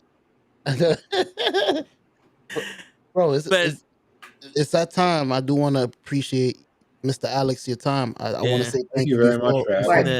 I know Toe is gonna send it off, but I personally want to say thank you. Absolutely. I would say, if anything, go ahead and just promote everything that you can, Alex. Just everything where they can follow you on Instagram, Twitter. Next promo, next event for you. There's my billboard right there. Yeah. Thank you. You can follow us on Twitter at Invictus Pro WRE1, Facebook and Instagram. It's just at Invictus Pro Wrestling. Make sure to subscribe to our YouTube channel. We got some great free matches up there. Next event is going to be next Friday, May 20th at the Ridgefield Park Knights of Columbus, Ridgefield Park, New Jersey. It is TakeOver versus Shane Taylor Promotions, one night only. And it is going to be a phenomenal card, full of lots of action. You can find more information on that over on our social media pages. You can find the link to the tickets there as well. All right. If y'all wondering, that's what the little poster behind me is. That's the next event. Yep. There we go. And nice. Alex, I know you're a busy man, but you're always welcome on the Wrestling with Knuckleheads and any other Knucklehead podcast we do. We do Monday through Friday. Cool, guy. Appreciate you coming on one more time. We definitely got to see a show and a street match. Yes. We're going to see if we can make that possible for you. Do it. Let's make it happen. That's it. And on that note, everybody, it's your friendly neighborhood Knucklehead signing out.